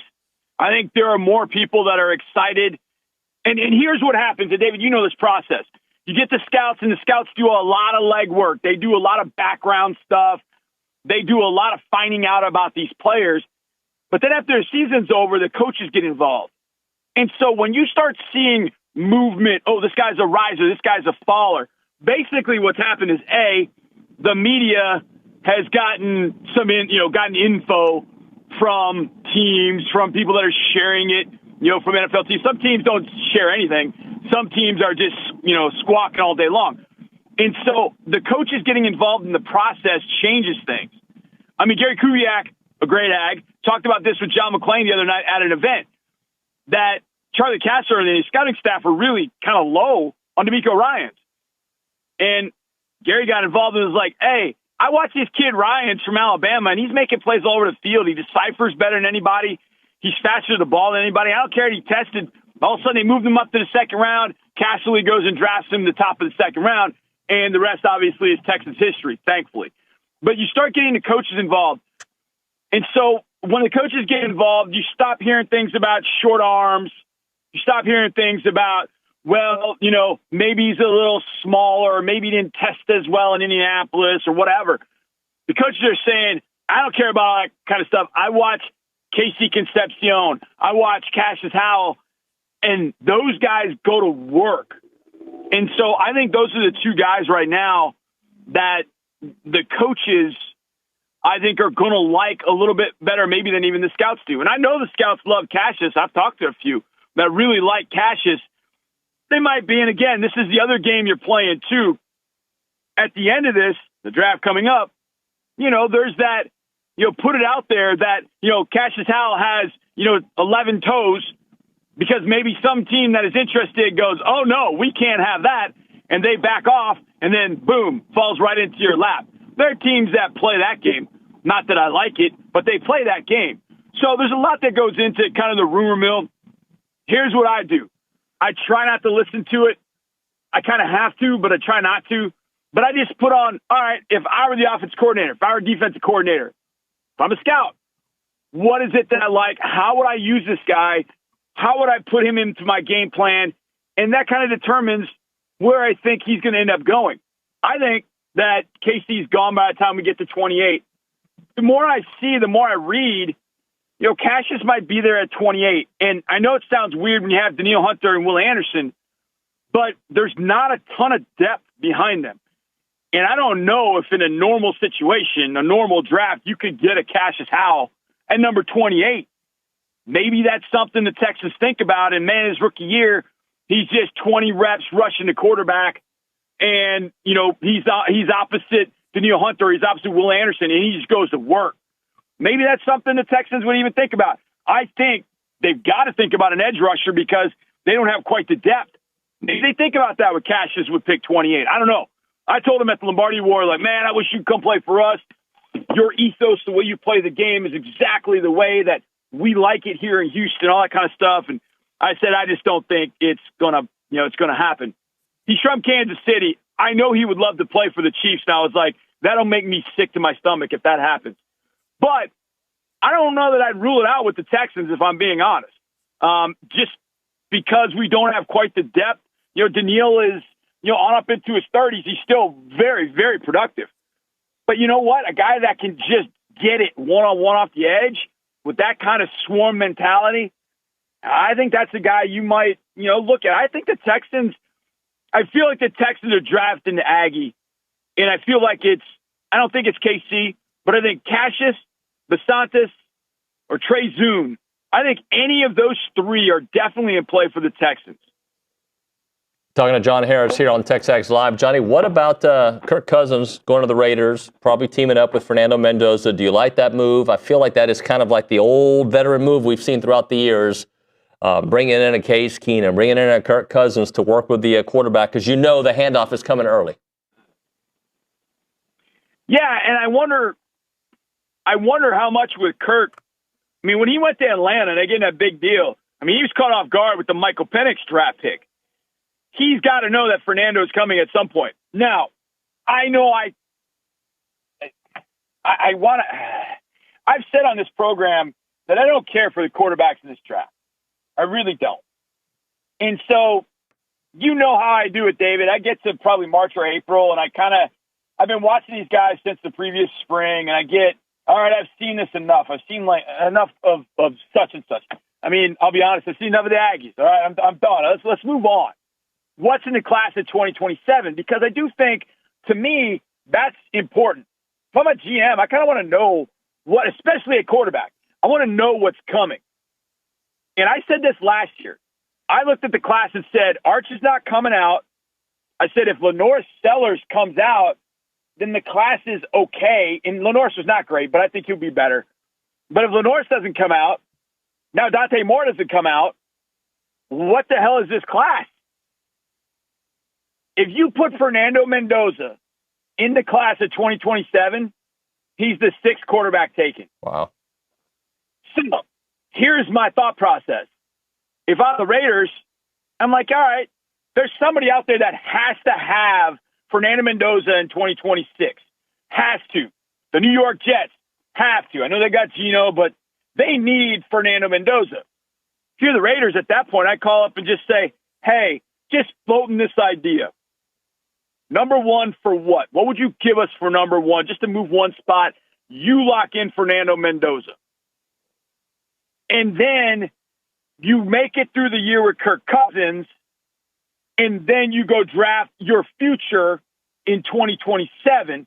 Because if you draft Fernando Mendoza number one, what are you doing? You're giving him every opportunity to be the starting quarterback in the future, including bypassing quarterbacks that are better in 2027. Now, you have to be strong in that conviction. And I'm not saying that with Kirk Cousins, you're punting on the year. I still think Kirk's got some good ball to play. But if that were me, I would consider it. I've been thinking about that for a while since I saw that Kirk Cousins signing. Like, hey, they can go with Kirk for the year. Let's go get our developmental guy, or let's go get our guy in the future next year. And look, I understand next year is dicey. It can always be that way. But I do think that in this situation, the way that they've done it, maybe there's a way to let Kirk Cousins go, maybe draft a wild card like Kalen Green later in the draft, that if it hits, great. It's a scratch-off ticket. It was $1. Go through the season, you're going to get a top 10 pick more than likely, or you've got draft capital, you can move up and go get a quarterback, get your quarterback in the future next year. I don't know. I know that they won't do that. But in my mind, because I know what's in 2027, I know that's what I'd want to do. Absolutely, without a doubt, because I feel like the quarterbacks in 2027 are better than Mendoza. And if you draft him number one, you're all in, no doubt. That's the place we live. We aren't moving. But there might be better options to live elsewhere in 2027 if I can just hold on for a year. Now, it's dicey to say it to a first-time NFL head coach, but I think Kirk Cousins wins them some games, solidifies things, then you get the future. That's me. That's the way I look at it. But maybe I'm just stupid, and I don't want people to answer that because they'll probably say, "Yeah, John, that's dumb." Okay, we'll see what happens. But I think it probably is. It's probably not something the Raiders are thinking, so they're probably going to draft Fernando Mendoza. But left up to me, I might float that to the Jets and just say, "Hey, you really need Fernando Mendoza. Give us some draft capital. Give us some capital for next year." And the Raiders go build that roster this year, and then they get their guy next year. Johnny, great stuff, brother. Appreciate your time. We'll talk to you next week. Yeah, man. Love you, bro. Love you, bro. It's my guy, John Harris, the brother. All right, we'll hit a break. We'll come back with another one of my brothers, Pat Henry. Talk a little track and field on the other side. They got the 44 Farms Invitational coming up. Insurance decisions should be made with the team that you trust. Insurance, your insurance provider should be that team that you trust, right? If you don't feel like you know your insurance provider, if you feel like, I got to call, what's his name again, honey? What's the number? Oh, we got to call the automated, then you're doing it wrong. You should be hooking up with Rollo Insurance. They are fantastic when unexpected happens, whether it's a car accident, property damage, or business liability. Preparation matters, and the right team behind you matters, and that right team is Rollo Insurance. Personally, my guy is Morgan. He's been fantastic. Before Morgan, it was Jackson. Jackson Rollo is obviously part of the name, right? He is fantastic. They are here in College Station, 60 offices in Texas, but they're all over the United States. Don't wait until disaster strikes to find out what kind of insurance situation you have. Make sure you're proactive with a team that's going to be proactive for you. Check out RolloInsurance.com/TexAgs. That's RolloInsurance.com/TexAgs. 888-44-ROLLO. That is 888-44-ROLLO. It's Rollo Insurance.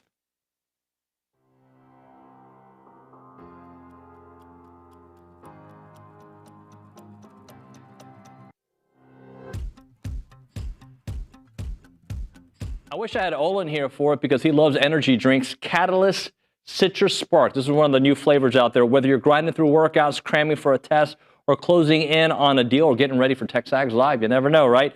Fast becoming the go-to fuel for Aggies everywhere. Zero sugar. I'm all in for that.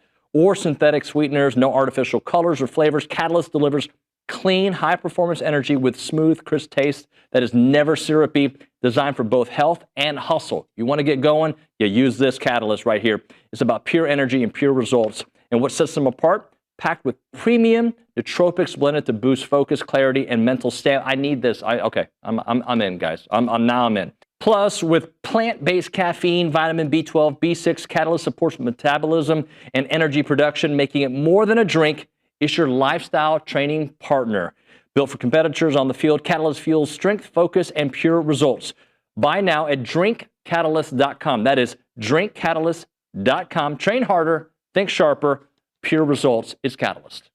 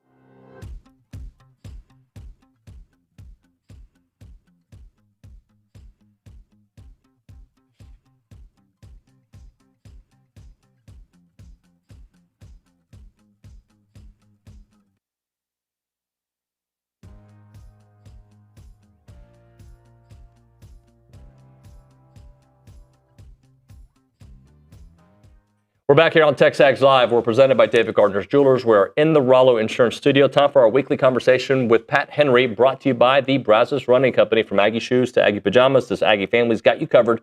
Visit Brazos Running Company in Century Square or shop Mason Hay at masonhay.com to get your Aggie pajamas. Coach Henry, how are you, sir? Yeah, I'm doing real good. Real good. We're going to look ahead, look back, and look ahead. All right? Yeah. 44 Farms Teams Invitational. It's coming up. It's important to you, right? Yeah, it's... we have 2 home meets left. This is the first of them, and we've got 25 to 30 institutions here, so we have a big meet, good meet. Just came off the meet at LSU, which was a real good meet for us. So, and we go to Florida next week. So we have 3 in a row here that are really tough, good meets for us.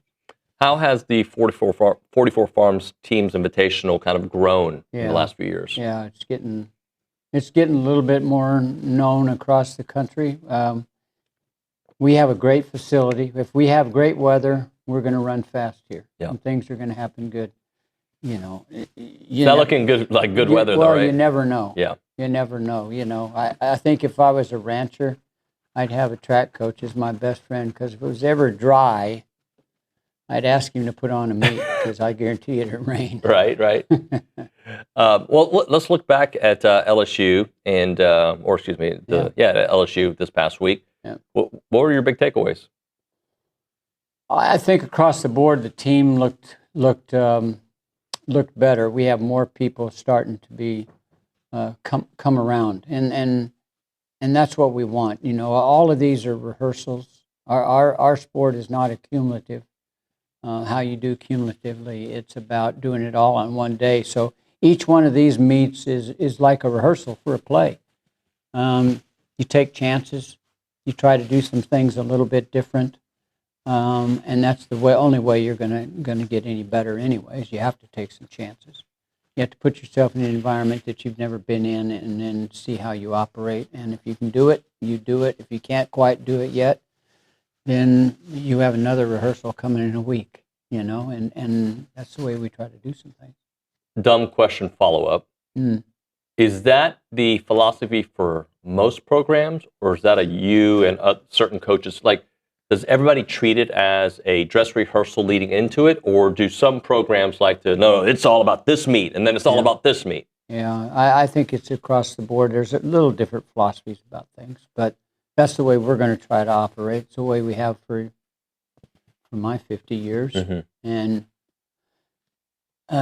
it only makes sense to me to operate that way. I mean, people are very successful that don't operate that way. No, don't get me wrong, but I think from my program, it's been the way we have operated. Henry, another great weekend, broke the school record. Talk to me about his performance at the Battle at the Bayou. Well, I mean, Henry is a good hammer thrower. He's a good weight thrower indoor. He's a good hammer thrower. So he kind of explains what I'm talking about, because probably next week he's going to break this school record again, and then the following week he's going to break that school record again. He's one of those guys that, and like many on the team, where competition helps you to get better. There's no ifs, ands, or buts. And so it's week to week. We don't have any Wednesday games or Tuesday games. We all week away, you know. So, you know, he's done very well. He's been healthy, and for a hammer thrower, that's difficult to do. And he's doing a good job of it. Do you find it rare in today's college athletic space that young men, young women want competition internally? I know they want it on race day and game day, but like, you know, some of the things I hear from the A&M football team is they got a deep room, and that's good because they makes them better. Do you think kids, for lack of a better word, enjoy that in today's college athletic landscape? Yeah, I think all of that goes together. I think it's like discipline. I think everybody, all of our athletes like to be in an environment that's disciplined. They know that's what it takes to get better. When there's no discipline in the environment, I think that you're giving up opportunity for a lot of young people to advance. Cameron Dixon won the 200, top of the national rankings. How special is it to watch her compete, and what do you still need to see from her the rest of the way? Yeah, and she had a bad lane draw. She had lane 4 on the track, which at 200 meters, the outside lanes are the lanes where lots of things happen because the turn is a little more gradual out there. You run a little faster on the outside of the track. But she ran 22, 69 or 67, one of the two.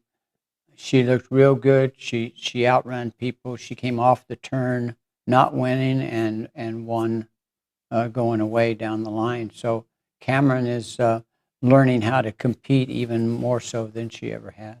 And Sam Hankins won back-to-back javelin titles this season. Yeah, Sam looked good this weekend, and it's nice to see a guy who's been hurt for almost 2 years be able to come in and have really good success. He looks strong. He's healthy. The toughest event in track and field on your body is the javelin. Because you're running fast and you're penultimate over a straight front leg. That's tough putting that leg down, and when you're running fast and throwing over the top of it. It's not like throwing a football, or it's not like throwing a baseball. It's a lot different. So staying healthy is a real challenge for javelin throwers. Feels like for years I've been asking you about Jaya, ranked second nationally in the 100-meter hurdles, incredibly consistent. Yeah, and real fast time this weekend. Had a wind to her back, which for a hurdler is tough because it pushes you. You get closer to the hurdle, and it's a little scary because you don't know if your foot's going to hit the hurdle because you're going a little faster than what you normally go. She ran fast. She looked good. She got from there to there, in 12:79. She looked good. Peter Narumbe debuted in the outdoor 1,500 meter. Yeah.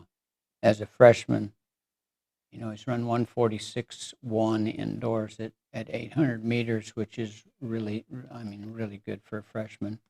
And first time to run 1,500 meters. It doesn't normally happen where you run 3:44. That's almost sub 4 minutes. That's pretty darn good. So remind us, who are some of the teams coming this weekend? Yeah, I can just read those off. I mean, we've got a lot of in-state schools, but people like Cincinnati, Boise State, Eastern Michigan, Louisville, Michigan State, Notre Dame, Penn State, and a lot of in-state people. Yale is coming in here. Wichita State.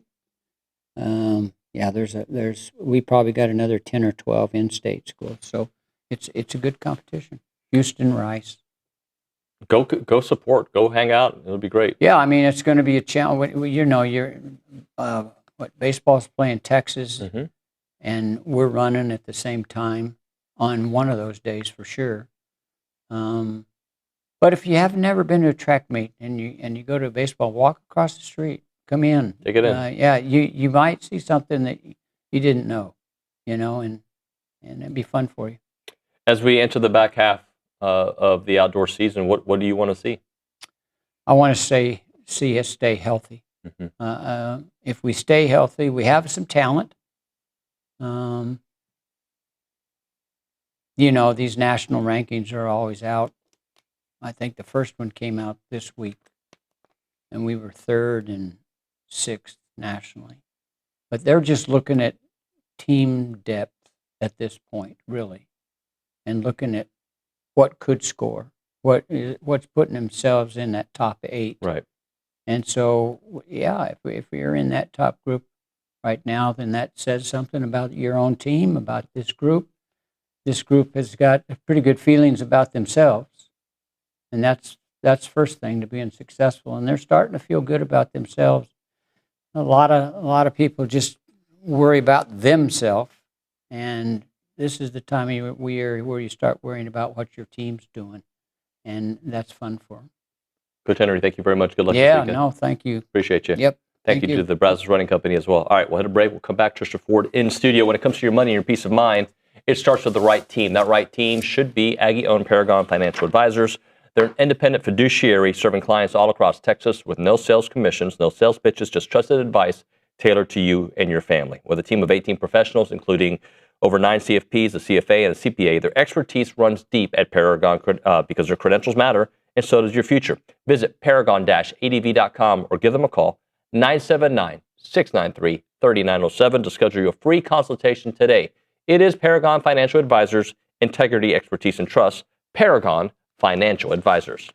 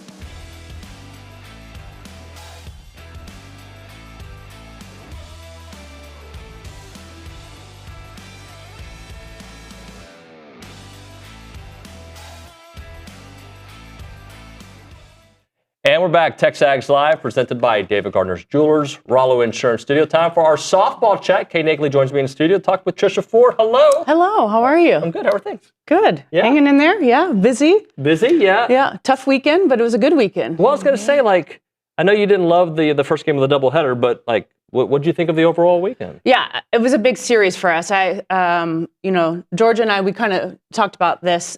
We were very similar, so I think this weekend was huge for us to come. We had great pitching performance and just won some tight games. And so I'm hoping that some of the bumps that we took at the beginning of the year are starting to see that reward. Yeah. That duo of Sydney Lessentine and Sydney Peters, it really seemed like that role of Lessentine starting, Peters coming in, slamming the door, just really worked for y'all this weekend. Yeah, I thought it was big. They have similar stuff but different, and so I was just really happy with kind of how they had each other's backs. Grace Sparks also came in again this weekend and had some really good outs, and so we just putting those pieces together, and I'm really liking how that's coming together. Yeah. Talking to Trisha Ford here in studio. We had Tara Henry on the show yesterday, and she's great. And we talked about how your teams are always resilient. But this team, does it feel like a different type of resilience? I don't know, if there is different types of resilience, but I don't know, turn the page resilient perhaps? Yeah, they're young. So I think sometimes young it can be good, But I think we have the combination of young, but we also have some older kids. So I think we kind of have two ends of the spectrum.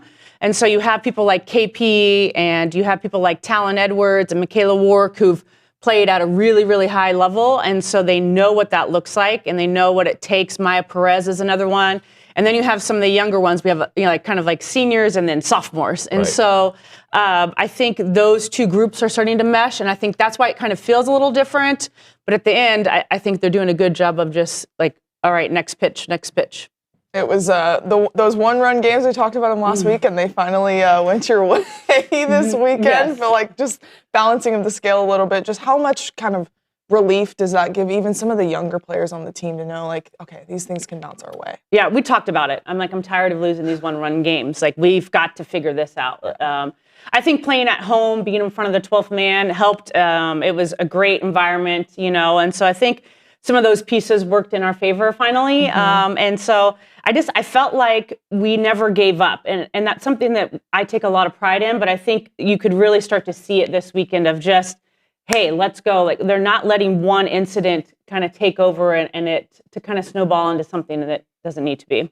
Let's talk Sydney Lessentine for a moment. The roller coaster ride, things didn't click and then they clicked. Yeah. What changed?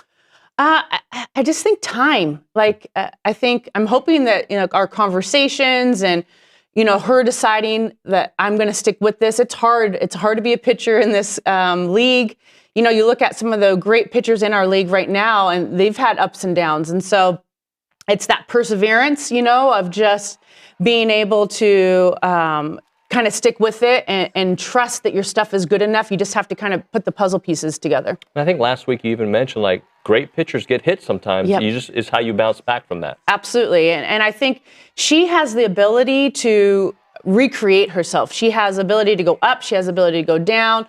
And the great ones do. And so that's what I just kept telling her is stick with it. It's going to come. It's going to make sense. And so I keep, I'm kind of the dorky mom and send her the memes and all the, positive talk things, throughout the year of just stick with it. Maddie Sawney came in and was very impactful in a big way when she was called upon. Just what gave you the confidence to go to her in some of those crucial situations? Yeah, Maddie's put the work in. I think you as a coach, you'd spend the week with practice of players earning your trust. And whether that's through live, whether that's through, her at-bats, that's where really, you want players to understand is that you earn my trust through practice. And so we practice at the rate way higher than we play games. And so you have so many opportunities to earn that trust. And she has taken advantage of it. And I think that's something that you really want as a coach for players to understand is that practice is where you earn playing time. What's the mindset from a staff and from the team on rubber matches? Because you're very successful in rubber matches. And is it kind of like an elimination kind of mindset going into that third game? Yeah, I hope so. I hope that we're practicing that skill set. I think the other thing is there's a pride factor. And when you put on that uniform, there is a lot of pride. I think in Aggie land more so than any other place that I've been at. And so I think this place exudes it. And I think that helps us. I think that they understand the importance of what that means to represent Texas A&M and the 12th man. And I want us, again, to go back to that. We're never out of it. We are never out of it. And so you might have punched us once, but we're going to come back punching. David mentioned it, but Tara Henry was great on the show yesterday, and she talked about she feels like pitching coaches around the country are not getting much sleep because of the game has become so offensive. Can you just kind of speak to that? And even in your team's performance has been great. How much time do you have? I just think, you're seeing balls regularly come off bats at 80 miles an hour. It's different. You're getting fisted and hitting balls 220. I think if we really want to go down, and I think our bat technology needs to, we still use composite bats. I think there's some things that we probably need to put into place. Or you're going to have ERAs that go up, and they're going to live in that 3 range instead of the 1 range. So I think it just depends on what direction we want to take as a sport. But yes, they're just bigger, stronger, and faster. And so you put that, strength behind a bat that is live. KK will tell you she's fielding balls at ground ball regularly at 70.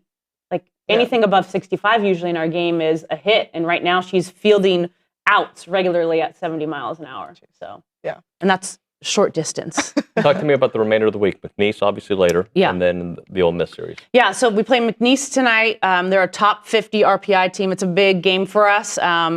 They're coming into town, and it's going to be big. I mean, they've beat Baylor twice, Ole Miss. I mean, they've had some wins this year. So it's going to be important for us to get out after it today. And then we head on to the road. Go to Ole Miss, and they've had a weekend off, so they've had a whole week to prep for us. So I'm excited. They have a new facility, so excited to see that. But, they have some good pitching, and just like we do. And, in our league, everybody can beat everybody. So it's time for us to get on the road, head to Mississippi, get some wins, and head home. Do you prefer the time off? Like, I know bodies need time off. Yep. But like in the college football playoffs, the teams that got the bye week in the playoffs lost 3 out of the 4 games. I know you need it, but do you sometimes not want it too? Yeah, I do. I don't love it. It's like the rhythm of the game. Like if you could just have like an extra day off, like Easter, this actually past weekend worked out well for us because we had to play a doubleheader, but then they had Saturday and Sunday off. So then we practiced Monday. And I think the 2 days off is nice, but to have a whole week or weekend off. You don't like that? No, I want to play. Yeah. This past weekend y'all bumped in RPI, did a lot for your hosting resume. How much do you pay attention to that this time of year? Or is it just like you're just playing the game? Yeah, play the game.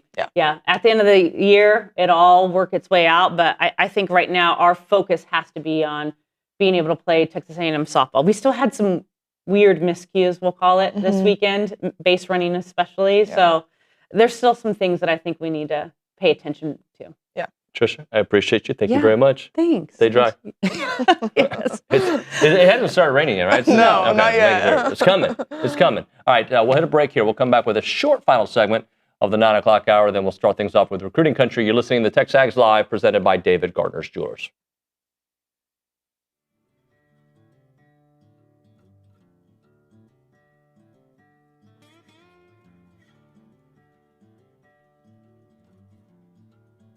Everyone, David Nuño here for Allen Honda. Had a great conversation with them earlier today. John Allen's the owner. He's been here forever, and also their GM, Rusty Skinner, great guy. Wonderful conversation. They're super local. They're a family-owned dealership, not some massive auto group, and they treat their customers like family because they basically are family. They're Aggie alums. They love Aggie sports, and they've been serving the Brazos Valley with integrity, with passion, and commitment to excellence for over 50 years, which is very rare, by the way, for the independents because people trust them. And that's why they've been doing it for such a long time. Whether you're looking to buy, lease, or service your vehicle, you can count on them for transparent, no-pressure experience that puts your needs first. And I can attest to it. Had a great conversation about my own situation with them. Their knowledgeable sales team will help you find the perfect Honda to fit your lifestyle, from fuel-efficient sedans to versatile SUVs. Leasing options are flexible and affordable, making it easy to drive the latest models with confidence. And when it comes to service, their certified technicians Only use genuine Honda parts to keep your vehicle running at its best, whether it's routine maintenance for major repairs or whatever it may be. And we know that trust isn't given, it is earned, and that's why generations of local drivers right here in the Brazos Valley and Bryan College Station keep coming back to Allen Honda. As part of the community with Aggie spirit in their hearts, they are here to make everyone's visit wonderful. So visit their showroom or their service lane and find friendly, efficient, and memorable situations when you go to Allen Honda. Come see why so many College Station and Bryan drivers choose Allen Honda for their automotive needs, and remember, gig 'em.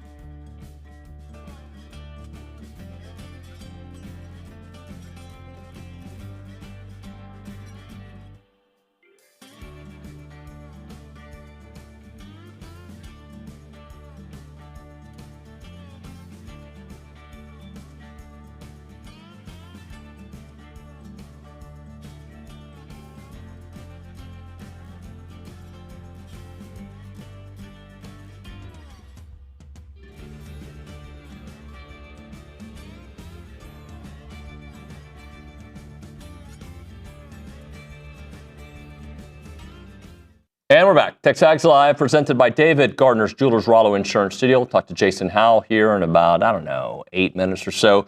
Let's go to the Angry Elephant News and Social Center. Kayla Gaither, your favorite segment just happened. Yes, my favorite coach ever, Trisha Ford. Ever? She's amazing. Well, not ever, but ever. Right? Not ever, but year, ever. This year, she has been my favorite coach. Yeah, I say this all the time on the show. Listeners, I hope don't get sick of hearing it because it's not always the case. But all the coaches I deal with, I love. They're all like friends, but they're friends because they're great, right? They're great at what they do, but they're also really good people. So I love when Trisha's here. I have just had the pleasure of covering her this semester, and this is really my first time doing a full beat coverage of softball, and learning from her and listening to her press conferences has been so great to do, and it's been a good first coach to cover. Good. So, yeah. Good. You have anything for us?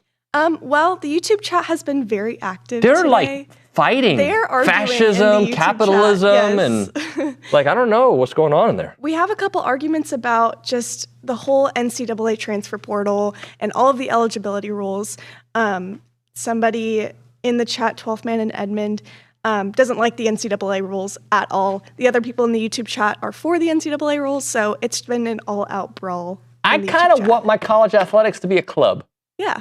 Yeah, I know it's a business, but I want it to be a club where there's rules. And if you want to have membership in this club, these are my rules. And you can't sue me for it because it's my club. Well, and college athletics to me has been amateur sports my entire life. But I've never seen it as a professional league. It's always been to me an amateur sports before somebody goes into the NFL, NBA, or professional sports leagues. So to me, I feel like this NIL era and the NCAA transfer portal, I feel like putting restrictions on college athletes is normal. I don't understand the debate about it, but I could see the other side as well. So, yeah, I mean, look, at the end of the day, I understand the capitalism perspective. I do. I get it. But I'm a whiny little whatever, and I like things the way it used to be. And that doesn't mean that there's a place we can't meet in the middle. Right. Right? And, for instance, I pay for my kids' club sports. I have to pay. At the end of the year, I can go to another club. And there have been certain points in our club life that we have moved to another club. But I don't want to there's parents that are known as club hoppers. I don't think that's a good thing either, right? I want 3, 4, 5 years of relationships built with these girls and these guys. That's what I want. But guess what? I don't parent everybody. Right. All right, we'll head a break. We'll come back with Jason Howell. Jason on a mobile? No, he'll be on Zoom. That is coming up next on TexAgs Live.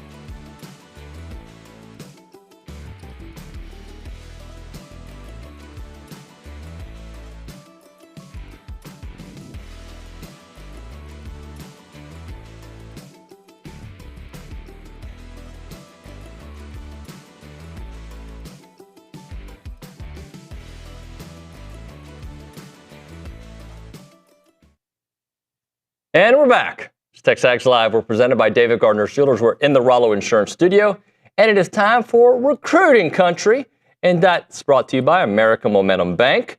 American Momentum Bank is the only privately owned headquartered College Station bank here in the area that is committed to helping our community prosper by offering you a wide array of personal and business banking solutions specifically designed to help build financial success on your side with a lot of momentum. And with that, we go to the Bubby's Catering and Bartending Hotline. Jason Howell's on the program. Mr. Howell, how are you? I am fantastic. It's a great time to be diving into recruiting and spring ball and just everything that Texas A&M has going. It is this is the time we live for right here. Well, Jason, I want to let you know that the back, as I walked by, went to go check on the team in the lobby, went and got some coffee during the break, and as I walked by the door, the team in the back, at least 9 people or one, said, "Tell Jason Howell we love him." That was literally happened just moments ago. I love to hear that. I love them too. Do you? Yeah, they are quick and responsive anytime. Anytime I need anything as far as, publishing or whatever, questions, Callie, Kay, Nick, everybody. Yeah. I miss you guys. I wish I could be there more regularly in the office to see you, but I'll be there. June's coming up, and I'm going to be spending some quality time in College Station in June. So. No doubt about that. Hey, so typically we talk about some random stuff from, crawfish boils to vacations to parties. Nothing today. What's random? I mean, we can go. I just had a dermatologist appointment. Yeah, I don't want to find out about the growth. Yeah, I'm good. No growths. Good. Everything in and out, quick and easy. I'm having a garage sale this weekend. If you're in Highland Village and you wanna check in on some Jason Howell relics, come on by. What kind of stuff? We may have some puzzles and a few baseball cards, some Yeti cups. I don't know. I know I'm selling a short on some stuff. We got some, but we're gonna have some good stuff. So come on down. I know in the 80s, buy up some stuff. In the 80s, garage sales were a thing, right? 90s too. But I feel like they're less common now with the ability to do things online, right? Like, does your neighborhood have a bunch? Well, we did like a neighborhood garage sale. Like everybody came out in their driveways and, set up a few tables and did some things. And we've just kind of needed to get rid of some stuff and kind of clear some space. So with Myra going off to college or and away in New York now, so we've got a few things of hers and things like that, clothes, all that stuff that it's just time to part ways with, So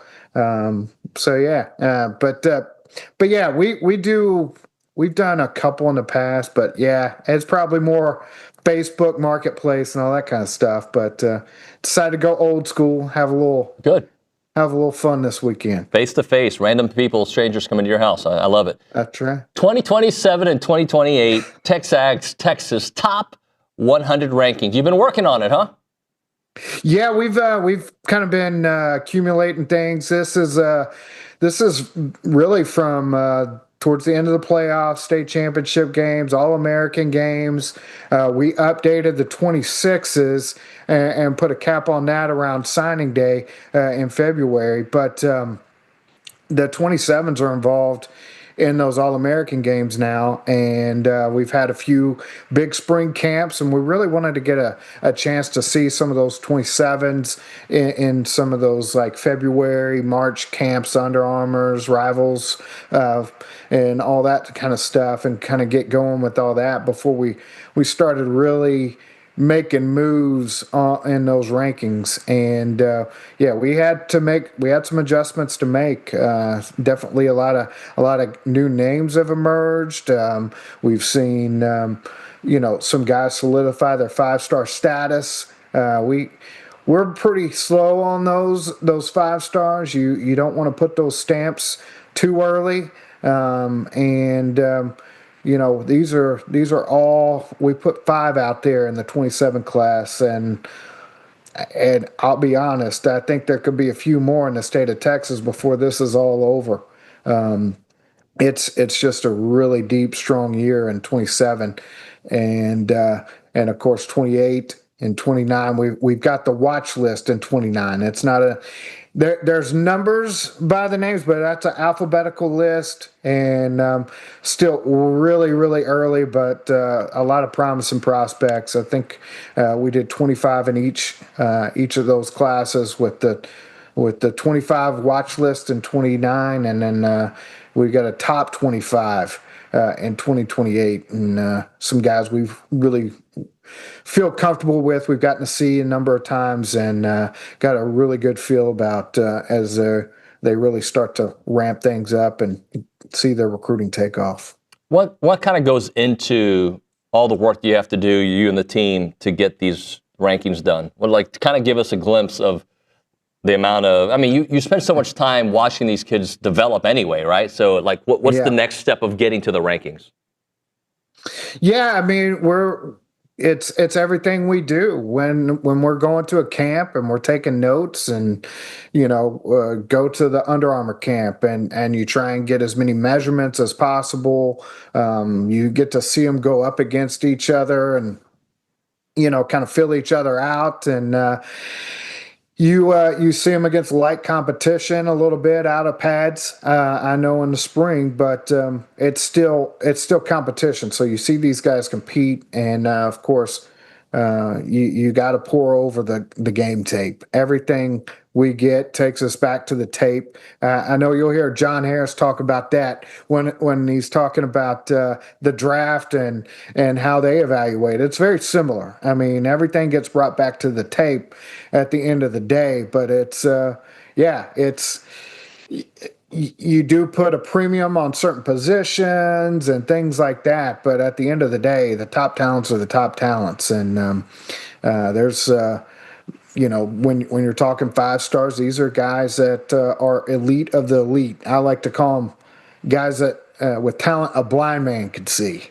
They just it's just something you don't have to watch a ton of tape to see what's really happening, what they bring to the table, and we've got 5 of them right now in the state of Texas that we've stamped with that TexAgs 5-star. We've got a few commits, a couple of Texas A&M commits, and a few national prospects that we went ahead with and tagged with the 5-star status as well. But these are those are guys that it doesn't take much to see that they're special prospects, and it's a long process, but we wanted to make sure going into this re-ranking that we got a really good chance to see some of those 27, 28s, and even the 29s get after it as in the camp setting, get some eyeballs on them, see how they stack up, how they're built and all that kind of stuff, and get to know them a little bit more before we throw that number out there. Jason, what year did you start with TexAgs? 2017. 2017. All right. Yeah. So you were probably talking about what? Because the reason I'm asking is we're about to do the. Actually, it was 2016. Okay. I think. So my first real class was that was the Anthony Hines, Kellen Mond, that group, and Jamon Osborne. You had some dudes in there that were some key building blocks, and but that was my first real, I think, may have been my first full cycle with TexAgs there. Well, I think it's interesting because it was a different era, not only of college athletics but of Aggie sports. Because you sent me a talking point. You're working on the 29s, and just to see that number in my head just kind of blows my mind. Well, it's funny. I'm actually talking with a guy I covered a long time ago. We've been going back and forth on some things, and he was saying something about it's been 20 years, and I was like, good Lord. I've been doing this a long time, and I don't want to do it. This is what I want to do. This is what I've always wanted to be and to dive into, and to be able to have that kind of longevity is it's a blessing for sure. And it is. I would say probably since COVID, the changes have been so drastic there have been more in that period than the first 15 in my career that I can remember. But yeah, I've been doing this since 2003. And so, yeah, that's, it's been a while. So what stands out from some of the 29s you're focusing on? Well, some of the 29s, it's right now we're going off of guys that are, they've been on the varsity level. They've been on recruiting radars. Got Braylon Cunningham is North Crowley that features. I want to say all four there. They've got 4 DBs with P5 offers that are seniors, and this guy's going to be right there in the middle of it in that rotation and a strong contributor. And A&M was one of the first to offer him. You got Brock Anderson, Bryce Anderson's little brother. Sakor Cooper, a big time receiver out of Panther Creek. He's already got a 1,000-yard season under his belt. Zach Williams, another one that's at Allen with a 1,000-yard season under his belt as a freshman. Noah Tarrant, I want to say he's checking in right now about 6'4", 6'5", 210, and he just ran like a 10.8 100-meter. I mean, there's some really strong talents out there. We got Carson Campbell out of Fort Worth All Saints Episcopal, Texas Tech legacy. You may have heard of his dad. He's got some pretty strong tape and a long offer list to go with it.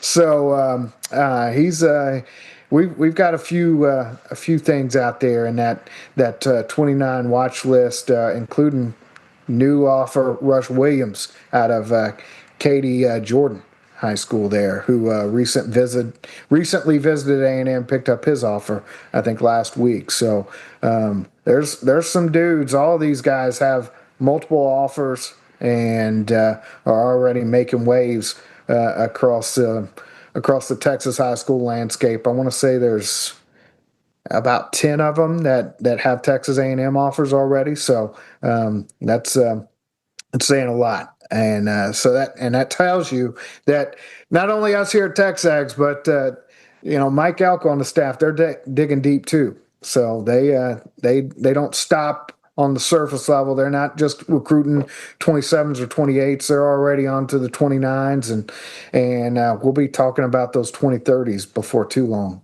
Well, let's talk about this weekend because it's a big visit weekend for Texas A&M. Well, yeah, and they're coming off of another. All these spring visits are, those weekends are big, and this weekend they're going to have some return visits. I think Eric McFarland, who's coming off this past weekend, he's planning to be back. He just dropped a top 11. He's already got his Texas A&M official visit lined up with, the likes. I think Ohio State is in there, and he's got a few others. But Alabama, Tennessee, Georgia, USC. He's got some top schools there. But A&M is definitely among his standouts. IMG got a Mario Craver-esque style to his game, and he really likes what he's hearing from the Aggies. Again, he'll be coming back for his second trip in as many weekends, and A&M's also got Zyron Forstall, his teammate at ING, that's in his ear, along with several others in the class. And as far as this weekend, Anthony Sweeney, big edge out of now Maryland. He's going to be over there with Raylan Henry at St. Francis Academy, just announced last week, and he'll be in town this weekend. We'll have a few more names out there as well, but Jaden Upshaw,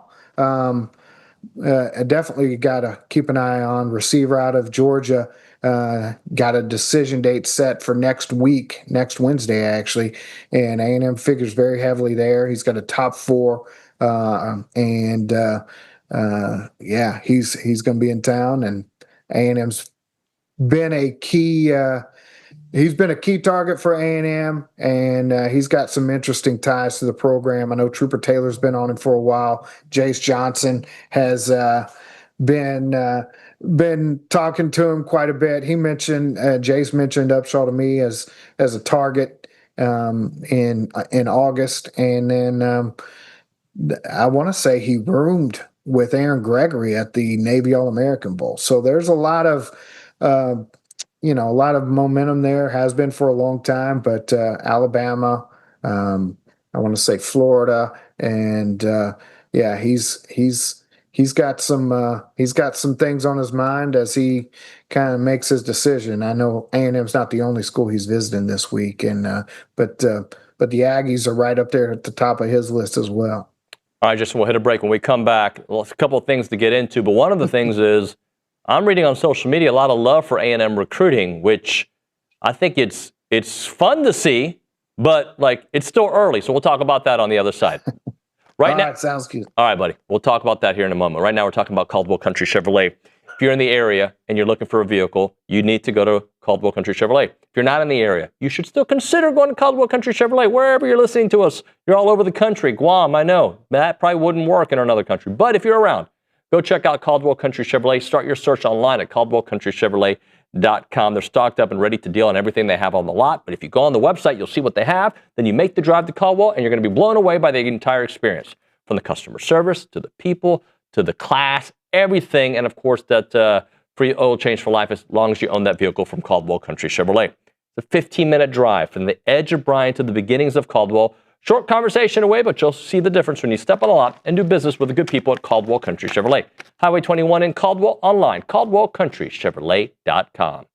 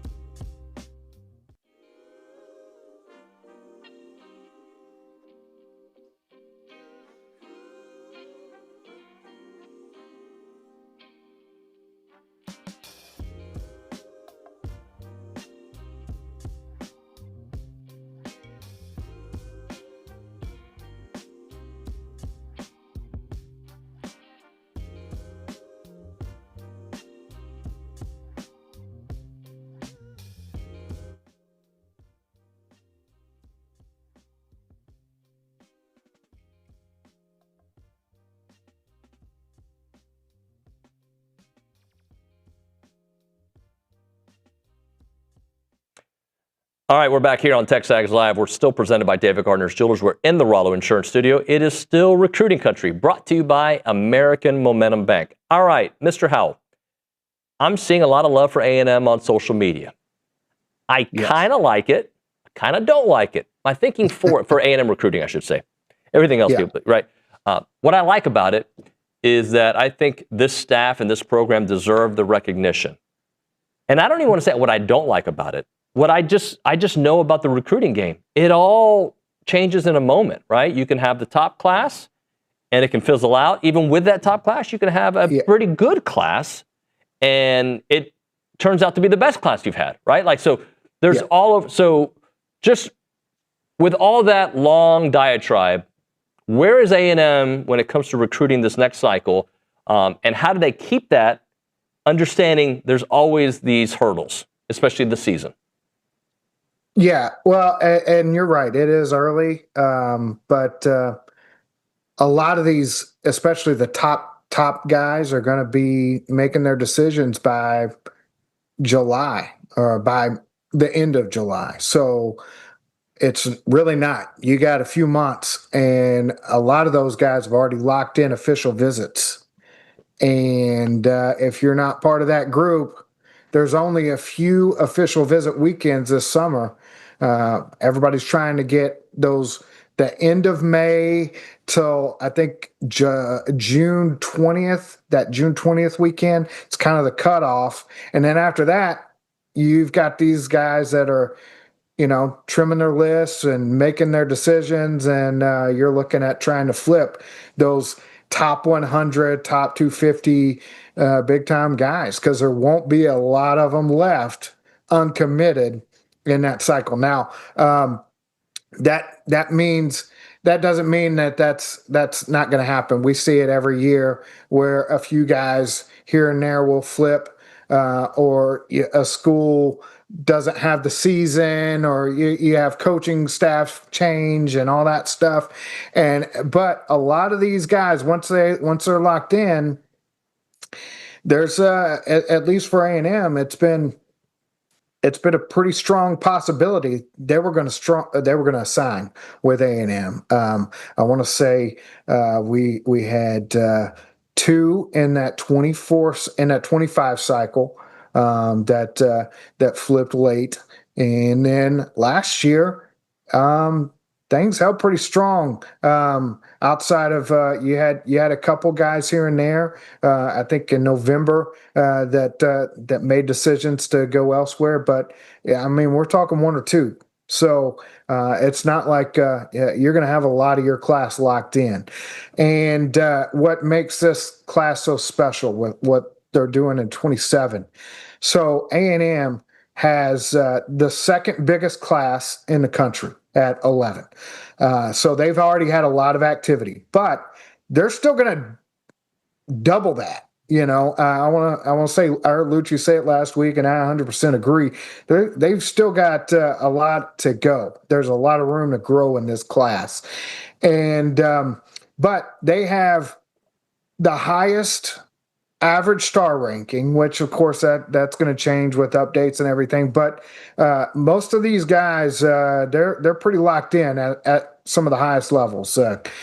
Kamari Dorsey, Raylan Henry, Jaquan Snell, Zyron Forstall, those guys are top 50 guys by just about every service, if not higher than that. What's so great, what they've done is they have set themselves up so well with several other, 5-star high-level prospects from across the country and in the state of Texas. A&M still has several of those on their board and in prime position. They've had several visit. They've got they're in top schools. When these guys are announcing lists, they've already got a stacked group of official visitors. You're talking. There's several 5-star All-American types, top 100s that already have their visit locked in for A&M. So you're talking about a class that has room for growth, that is already one of the bigger ones, and already has some top studs in the class, some headliner type prospects, and they're primed to add more, which is and several more. Let's just talk about last weekend when you had 5-star Eric McFarland, 5-star Ismail Kamara, and 5-star John Meredith in town on Easter weekend. To be able to get those guys in town on a holiday weekend like that, that says something about what A&M is doing, and the family they're creating with that group, for them and their families to want to come up and spend that time in a special weekend. To me, that speaks a little bit to what they're doing. Yeah, they still have plenty of work to do. They still have to perform on the field, and there's still a lot of variables that could shake things up. But right now, A&M is in a strong position to not only what they've done already is phenomenal. That DB class could be one of the best we've seen in the last 15, 20 years. And I don't say that lightly. I went back and looked as far as recruiting rankings and where guys are considered coming in, this group is already way up there. And if you add a John Meredith or Joshua Dobson, who are both 5-star national prospects, you're probably not going to get both. But if you add one of those guys, this group is it's in a special class, and that offensive line group could end up being that. They're doing some really ridiculous things on the offensive line, and then on several top prospects. You've got Kennedy Brown, mentioned Kamara. You've got Mark Matthews, Olu Babola. You've got so many guys that A&M has put themselves in a position to be top contenders for. This is a remarkable job, and we'll see what happens. But they put themselves in position to close. They've given themselves room for growth, and they already have established themselves with a dominant class in a class of 26 or 27. And it's not just the media; these recruits are noticing it too. Go back and listen to Zyron Forstall. He said in June when he visited for camp, he's like, I knew this place just felt different, and that it was going to be a place that a lot of guys looked at. And he's not wrong. And it's showing with who's visiting and who has visited and who's locked in official visits to Texas A&M. So there's a lot to look forward to, and a lot of reason for positivity. Jason, I only got a few seconds left, but I was just, while you were talking, I was looking. I know it's early for the 27s, but I'm just looking at these rankings right now from some of the sites, and A&M obviously being number one. Oklahoma, Ohio State, Texas Tech, USC, Georgia, Notre Dame, Oregon, Miami, Ole Miss, Nebraska, Texas. I'm looking at those, and some of those names, while I expect them to recruit well, I feel like popping up in the top 10 is different than, let's say, 2020, where A&M was in the top 10, by the way, in 2020, but it was like the mainstays, the Ohio States, the Alabamas, the Floridas, the Michigans, right? I just think it shows that in this NIL space, and also the right coach, both things have to go hand in hand, that some of the schools that aren't traditionally in that top ilk are making their way to their top, at least from a recruiting perspective. Well, and right now I would caution you not to read too much into some of those, because some of those classes only have 5-6 prospects in them, and you're going to see those classes triple by the time it's all said and done. But I think you're going to see the big dogs in your Georgias and Ohio States but Oklahoma's class is one that it's a really good class. Don't get me wrong. There's a lot but it's got 20 prospects in it already. So they're probably going to slide a little bit. Now Texas Tech definitely making some moves and doing some things and they've got a really good foundation as well. We'll see how well they close. As these classes add and gain momentum, but that's what I like about A&M is it's already got a strong foundation. You already have a number of key position, like a number of commitments at key positions. Maybe not all the needs satisfied, but you've got a strong baseline. And I want to say, if you look at all those guys, with the exception of maybe one or two, you're looking at 4-star prospects, and even those guys that are a little bit lower, maybe a high 3-star. There's a lot of reason, a lot of thought on the upside of what those prospects bring. So A&M. I think has put itself in a position to be a mainstay in those kind of rankings. But I would caution a little bit. But like you said, NIL it allows for things. Indiana, we're hearing that name come up with a lot more top prospects now, and that just didn't happen before last year. It'll be interesting. It'll be interesting to see how Indiana's recruiting process changes a little bit too, now that they've got a chance to get in on some of those upper level guys. Jason, appreciate it, buddy. Talk to you soon. Absolutely. All right, Ground Shuttle, by the way, they offer frequent and reliable shuttles from the Bryan-College Station area to the George Bush Intercontinental Airport.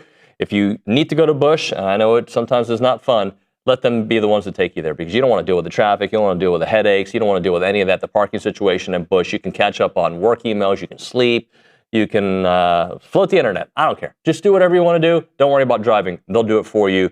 They're right there next to Casa de Brazil. They can drop you off at your office, so they can pick you up. Like they can do it all. They've got 9 shuttle times on the weekdays every hour and a half, 5 shuttle times on the weekends. Great for business travelers, commuters, also college kids that are going home. Great way to do it as well. You can leave your car behind. It can be great. You can take an Uber and go. Whatever. It is the way to go. And Camilo runs the show there. He's fantastic, and he's going to take very good care of you. He won't book something that he can't guarantee. That's his promise. Check out the website, groundshuttle.com. That is groundshuttle.com. You can call them up at 855-303-4415. It's Ground Shuttle. Let them do the driving.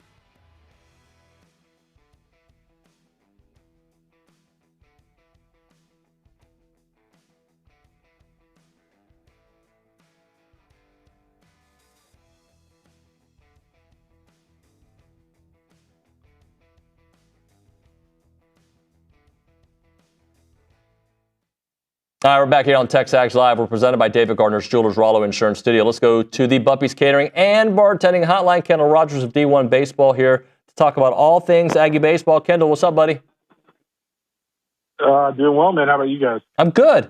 So, all right. OB and I this morning, I don't think we argued. I don't think it was an argument, Kayla, right? It was more of like just different perspectives. He's not worried about the loss of Texas State. Guess what? I'm not worried about it either, but I didn't like it. And I think that's where we are. I'm kind of like with Coach Early, flush it, but, you know, I didn't like it, right? Like, that's okay, right, Kendall? Yeah, I mean, I'll be honest with you. I don't really worry about midweek wins when I'm in a conference like the SEC. I mean, obviously you want to win those games, but, like, at the end of the day, they don't really matter. You know, you don't want to lose too many of them, but, I mean, as long as you win a vast majority of your midweek games, that's all that really matters. And the fact is, I mean, you didn't play very good baseball, and you lose a game by, what, one run? So on the road against a pretty good team. So I don't take much from it at all, to be honest with you. All right, especially when you look at the schedule outside, look at the schedule around the country and how many teams lost. Exactly right. And I think you framed it the right way. Big picture-wise, they're 25-7. They've won a couple of straight SEC series. How do you feel overall about the pulse of the team, considering this bulk of the schedule coming up?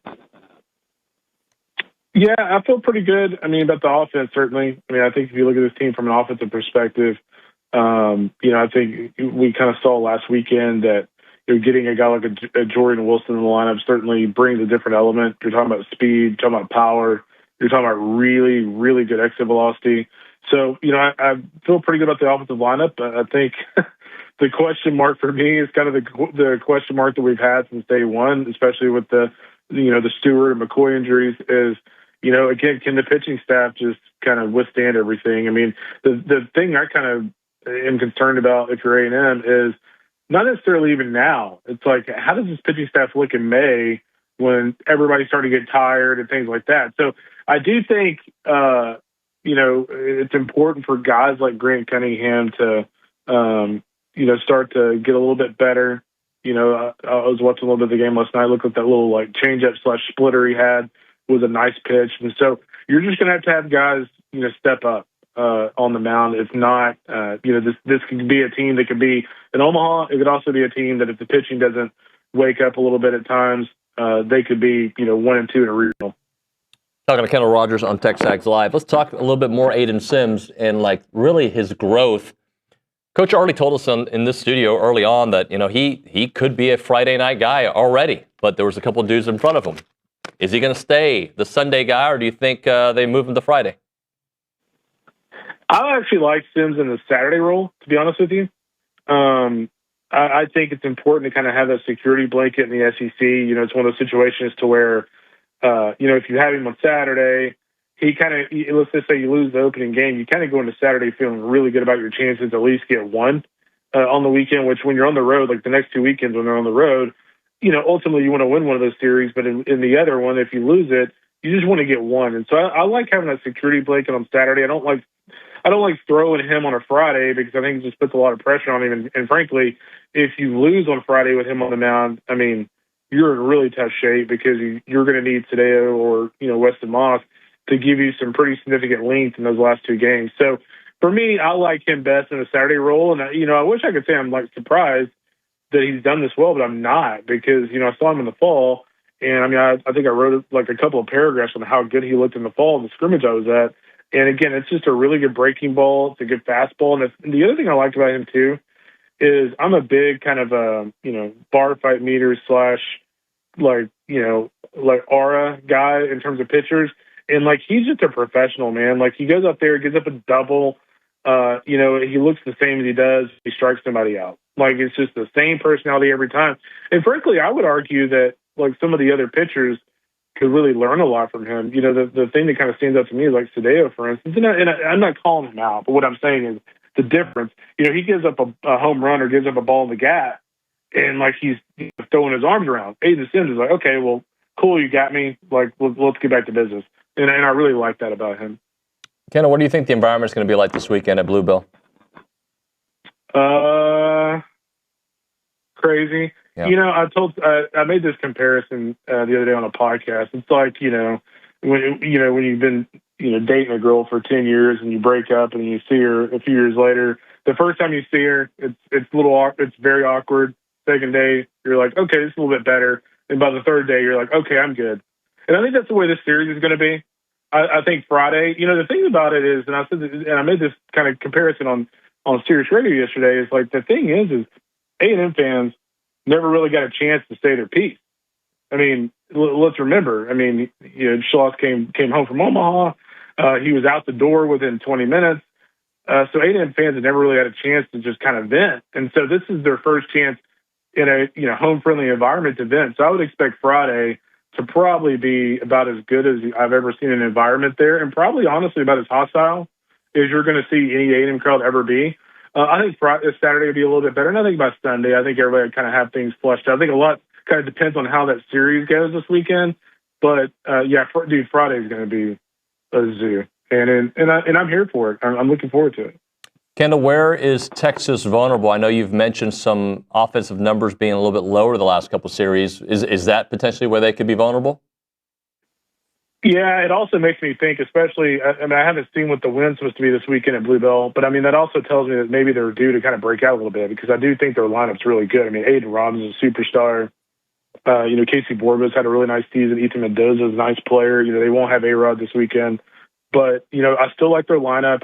I love the weekend rotation. And frankly, I love their back-end bullpen arms. I think the one thing that, if I was Texas, I'd be a little concerned about, and I can promise you Schloss and Max and those guys are preaching this, is, guys like, Sam Cozart and Brett Crossland, elite stuff. They've been really good this year on the back of the bullpen, but they're still freshmen, and they're still going to College Station for a big series. And how those freshmen pitch at the back end of a game in that environment will be really interesting to me, because, it's easy to say, oh, they have elite stuff, they'll be fine. But man, I've seen pitchers that are the best of the best go there and wilt under the pressure. So I think, to me, it's how those young arms of Texas gets to the 7th, 8th, 9th innings, how those young arms pitch in that environment. How important do you think is Friday to A&M success? Getting off to a win to start the series against that elite pitching staff? Well, I would say this. If you're throwing Aiden Sims on Saturday, I think it's pretty important to win the first 2 games. Because, I do not want to go, if I'm A&M, to a Sunday game and have to beat Dylan Volantis. To me, that's just not the recipe for success. Texas, for my money, their best arm overall is pitching on a Sunday in Dylan Volantis with the job that he's done this year and certainly did last year. So I think Friday's huge, and I think Saturday, I think if you win Friday, you go into Saturday with Aiden Sims against Luke Harrison, which I'm a big Luke Harrison fan just because I think he's like the consummate college pitcher. It feels like he's been there for like 19 years. But I think he's also can be hittable in that environment. So I think I would like your chances on Saturday regardless. So that puts the onus on Friday. The thing that'd be interesting to watch on Friday is I'd have to look back. I don't know if they kind of had his pitches tipped or what, but South Carolina had a lot of success against Ruger Riojas. And, when I saw him earlier this year, he was unhittable. It was like splitter, just random, like 70-mile-an-hour curveball a couple times, and then he was up to 98 with his fastball. So I would not expect Ruger to be off again. So that means that whether it's today or Moss, those guys are going to have to be ready to pitch. Kendall, great stuff, buddy. Thanks so much. You got it. We'll see you this weekend. Thank you. See you, buddy. All right, that's Kendall Rogers there on the Buppy's Catering and Bartending Hotline. We'll hit a break. We'll come back with more. You're listening to TexAgs Live.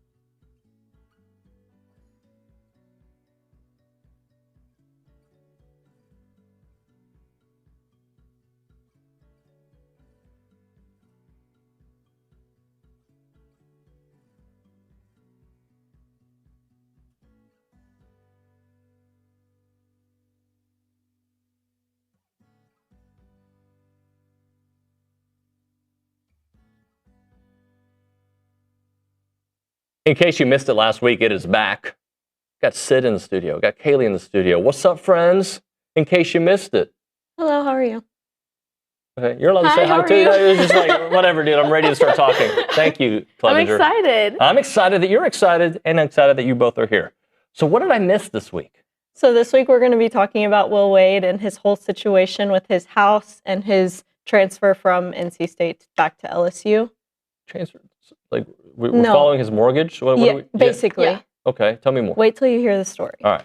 So once he accepted the job at LSU after leaving NC State, all the rumors started circulating that he was going to take back his old house that he had whenever he was at LSU the first time. That would be easy, right? So it is public knowledge that he sold his house the first time for $100 in 2023. $100. He sold it for $100? That's weird, right? Okay, tell me more. So whenever he took the job at McNeese, he sold it for $100 to this guy. Okay, this guy.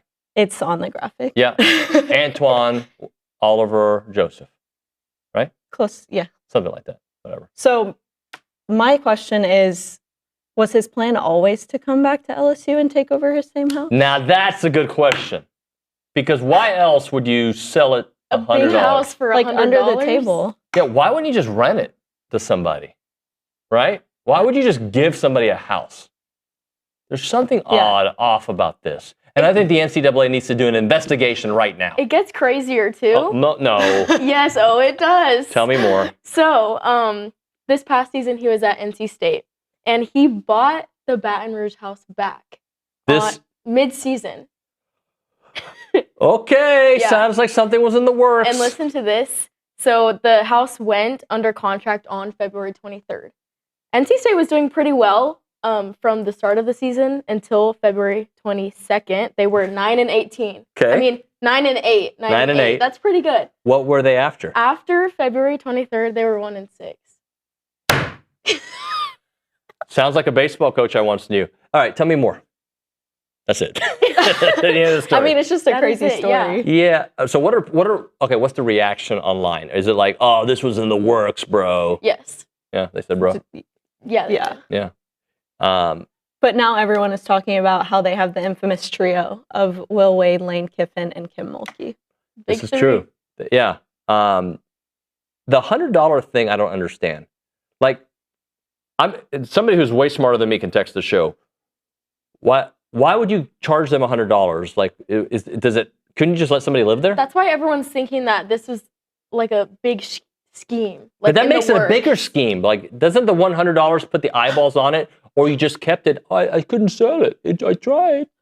You know? Well, the even weirder thing is that the AD at McNeese is now the AD at LSU.